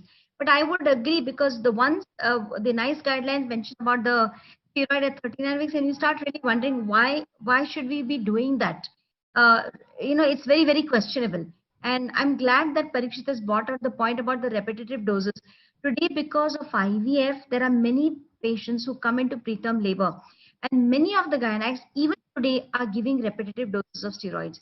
So that point is so well brought out that it leads to the periventricular leukomalacia. Repetitive doses are not recommended. What is said today is that if you've given a complete course of steroids and say beyond 4 to 5 weeks, the patient's maturity or the patient's gestation is delayed, then you might be justified in giving one rescue shot if you so wish to, but not a complete course again. Okay. Mukesh Fogla from Dibrugarh asks, is there a relation between corticosteroids and congenital pneumonia? Parikshit. So there is an increase in the risk of sepsis, both maternal as well as neonatal, which has come out in the ACT trial. The differences are not very large as far as the neonate is concerned. More of the sepsis component goes for the mother. So yes, there is a small increase in the risk of sepsis, and I suppose that could include pneumonia as well. Yeah, please carry on. I think there is one question for Dr. Basab. I think PK sir wants to say something. Please, sir. Yeah. The neonatologists always tell us that if the patient has gone into established preterm labor, even then give at least one shot of corticosteroid. Don't wait. Even if you know very well that she's going to deliver within 2 hours, 4 hours, 6 hours, at least give one shot of corticosteroid. It will definitely do good for the baby. Yeah. Yes. Agreed, sir. We all agree. 1 hour also we must grant the baby. Yeah. I think there is a question for you, Basab, whether progesterone use, whether it increases the incidence of postpartum hemorrhage. Whatever literature I reviewed, I don't think there's any evidence to suggest anything about that. I think no. The answer is simple: no. No progesterone use. Yeah. Okay. Thank you. Can I ask Basab one question, Sneha, with your permission? Yes, sure. Is there possibility of an increased incidence of ICP with injectable progesterone? Because there are small sort of such studies which are saying that cholestasis of pregnancy may be a little more with injectable progesterone. Did you come across anything like this? No, I didn't come across anything. But what we've come across is there's an incidence of abnormal LFT is more with oral progestagens and possibly with injectables. That's not cholestasis. It is just alteration of liver enzymes. I wouldn't say that as necessarily as cholestasis. Any hormones, I think, Bhaskar, any hormones. It's related to the hormones. It's not related to anything else. Same. What is your take on dydrogesterone? For preventing preterm labor. In preterm labor? It's not been studied.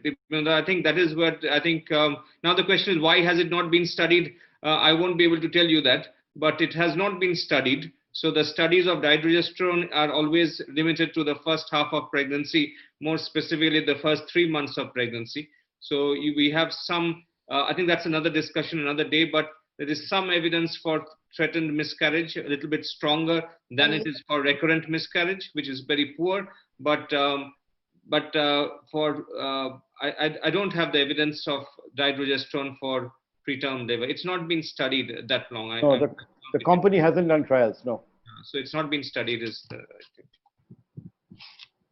Yeah, But watch the space. Watch the space. It may have trials sometime down the line, and with three of the companies bringing in dydrogesterone, you never know who gets crazy one day and starts doing trials, and you have a new indication. Change is the only thing that is constant. Yes. May I add something? Yes, please. There are very limited studies on dydrogesterone in preterm labor. Small ones, yes. In fact, one of the studies has come from Finland, but it's not an RCT, it is an observational data. And therefore, that study is not having a lot of scientific value. But there is a lot of promise in even using dydrogesterone for arrest of preterm labor and then going on to a maintenance. But Basab is very right. We're still waiting for more RCTs to be able to actually put that drug into the limelight. Arrest preterm labor is similar like arrest early pregnancy bleeding, I think. Yes, like yes, they have that 4 doses and then yes. similar lines. Okay, it's interesting. Watch the there space. There are many famous people watching this webinar, and I take some of the questions. Dr. Naina Patel from Anand, she's writing. I'll take this question to Sita. How is the importance of history of preterm birth in mother or sister? And should we consider primary with a positive family history as high risk? Absolutely.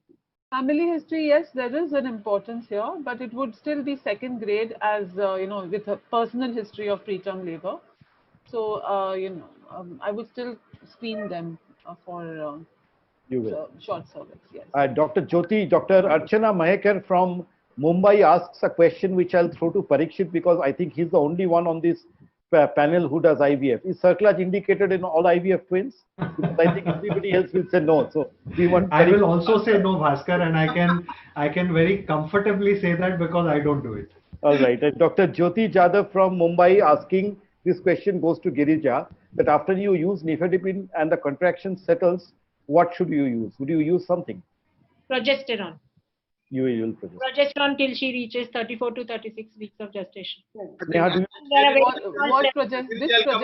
come in. I think I shared it in my presentation. There's no evidence to suggest. There is no evidence to support this. Girija, it should be injectables. Yeah, which progesterone? Injectable? It's not a proven. Progesterone, yes or no, we don't know. Injectable or oral, we don't know. Okay. I think we need to go by evidence. At the present moment, in patients with a high risk of preterm labor, the best evidence is on injectable progesterones, and patients with short cervix, the best evidence is on vaginal progesterones. And secondly, Bhaskar, we should give enough evidence even for women who are less than 34-week gestation. We can consider giving indomethacin for 14. I will give this question to Sneha or maybe Girija. This is a question from Dr. Anita Rajoria from Delhi, and she wants to give a bouncer. The bouncer she's given is COVID positive patient and threatened preterm labor. What would you use? You should not stop giving her treatment. You should give the same treatment. Okay. Yeah. Doesn't change anything. Doesn't change anything, but always look at the COVID pathogenesis also, which stage of COVID she is in. It changes that you wear more clothes when you go and talk to her. And don't unnecessarily go and see her. Sneha, I have another question from Sorry, Dr. Bhaskar, if you don't mind, can I come in here? Please come in. I think, for the majority of people, COVID is going to be an incidental diagnosis. They are going to be fine. Now, unless the woman has some respiratory pathology or she's got a systemic issue, then I would really not be interested in tocolizing her or prolonging her pregnancy. Then, whatever happens with the course of nature happens. But just to put it on record that we should, accord due consideration to the maternal condition when we are treating a, side problem which has come up with the obstetric. So it will really depend on where she is with the COVID. No, but Parikshit, I don't agree with you. Means you're saying that you will withhold preterm labor treatment because she's got COVID positive. Yeah, if she's systemically unwell. If she's systemically unwell, only then. I said that most people are going to be all right. If they are all right, then you just proceed as usual. Parikshit and Bashab, I would please stop the discussion there. We are doing a Okay. webinar on high risk pregnancy And we tomorrow. are not supposed And to speak no, on no, COVID. we have a star speaker with a huge experience of delivering COVID positive women, Okay. Dr. Reena Vani, and I have specifically asked her to Sure. address which patients we should deliver with the first week of testing and which patients we should postpone the delivery to second week or third week. I have another question from Vidya Thobi before, again, I asked Neha to look for questions. Dr. Vidya Thobi asked, any role of indomethacin, Girija? Yes, I mentioned indomethacin because again, that is one drug which is known to be anti-inflammatory, very commonly used in the United States of America, and there are so many other European countries also where it's used. There are many of us using, I myself use it a lot, and especially in the low age of viability. The concern with indomethacin, however, is one that it should not be used beyond 34 weeks because of premature closure of ductus, and it should not be used for more than period of 14 days because sometimes it can also be associated with oligohydramnios. Yeah. So you have to use at that limited window, but it can help you to temporize as we had started nifedipine, then maintenance tocolysis can be with indomethacin. So you have to rule out that the baby doesn't have oligohydramnios before starting. This is for Parikshit. Agreed, dexamethasone, betamethasone, 24 milligram over 24 hours, but why only intramuscularly? Why not intravenously? Why intravenously? Why not intramuscular? I mean, okay, fine. The thing is that when you use intravenous dexamethasone or any steroid, the woman often gets this very unpleasant tingling sensation. And in some women, it can actually be a bit painful. The sensation is typically centered at the genitalia. So, I mean, why would you want to do that to somebody? You might as well just use intramuscular doses. No other reason, no other reason. And of course, then you would have to establish an intravenous line as well if you're going to use an intravenous agent. Okay, I have a very amusing question which I would answer. Dr. Himani Negi from Lucknow was asking if we have time only for one shot, should it be steroid or loading dose of Maxalf? I will say two people, two sides, one gives steroids, one gives Maxalf. Yeah, go ahead, please. Good one. I accept that it's not an either or kind of situation. No, I think we should end after taking some expert comments. I have one question, unless Sneha can find some more. This is from Dr. Ramna Banerjee. And this gets into perspective based on what Parikshit was trying to talk about, that we don't understand why preterm labor happens. So Ramna's question is, if a patient comes in preterm labor at 33 weeks, we give her steroids and tocolysis and the labor gets arrested naturally. Should we induce her early at 37 weeks? Because we do not know if there is an unknown inflammatory process going on. Parikshit, Suchitra, Pikesha sir, Girija. But Yeah, really hard question, Bhaskar. Sorry. no, not hard question. I would like to say that what were you doing for 4 weeks? 4 weeks already inflammation is going on. 33 weeks you've arrested it. At 37 weeks you're thinking about inducing early. Means 4 weeks are already gone. Your inflammation is already means it's already there in the system already. So I don't find an argument of inducing early. Means logically that's my point. I'm here. I'm ready to hear others. So you're happy to wait till 38 weeks. Does that mean 38, 39, or let her go into spontaneous labor? Do you go by the normal way you normally do? Just because she had a preterm labor, that doesn't mean that you need to use her early. I will hand over. I'll give the take-home messages that I have learned. I'll give the take-home. Suchitra. Yes. Yeah, what are the tocolytics of choice for each trimester? Trimester. First trimester में नहीं देना है. First trimester is progesterone. No, I think the person concerned is asking what are the agents to keep the uterus quiet. First trimester is always progesterone. You do not know which one. It's your preference, but progesterone. First trimester. Second and third, please, Girija.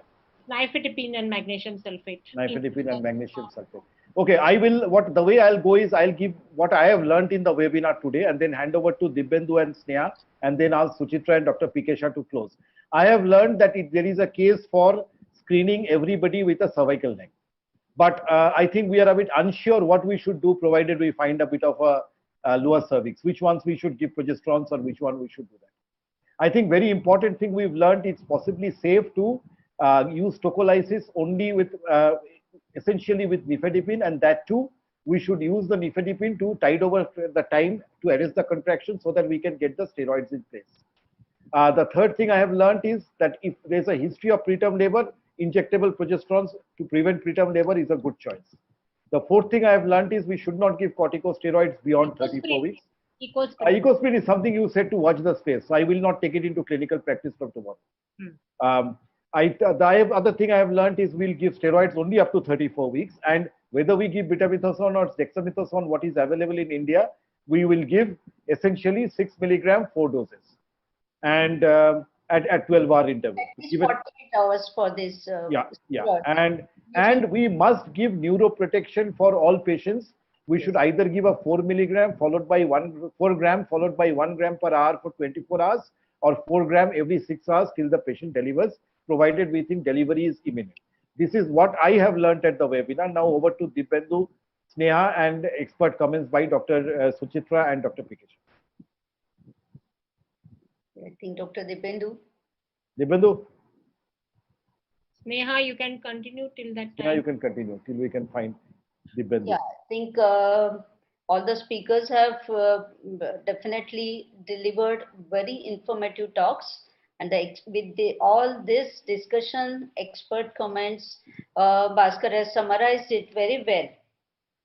I would like to hand over it to Dr. Dipendu now. You have to unmute, please. Unmute yourself. Thank you, Bhaskar, for making me a part of this evening's program. All the talks were very crisp and to the point, and I believe it was beneficial to all the viewers, and we are looking forward to many such programs in future. Thank you. Can I? Yes, Suchitra. Comments from Dr. Suchitra, if you Suchitra, before you start, I'd say that on a weekday, preterm labor, 4 very crisp, clear presentations, and we had 550 people in the audience. Of course, around 50 of them came to hear Parikshit because they logged in just in time for Parikshit. But no, Bhaskar, congratulations, because you've chosen the topics and the speakers very carefully. But I'd like to say that what Sita has brought out very nicely is the importance of the transvaginal scanning. I'd like to add just a little thing that we must also remember that bacterial vaginosis is one of the important causes. So we must treat that too. Basab also mentioned about progesterones, and we understand that that is probably the most researched molecule of this decade, and today it is here to stay, maybe whatever forms you're giving it, but there is a role to play, particularly in patients who've had a history of previous preterm birth. Bhaskar, I also wanted to mention about the steroids again once more.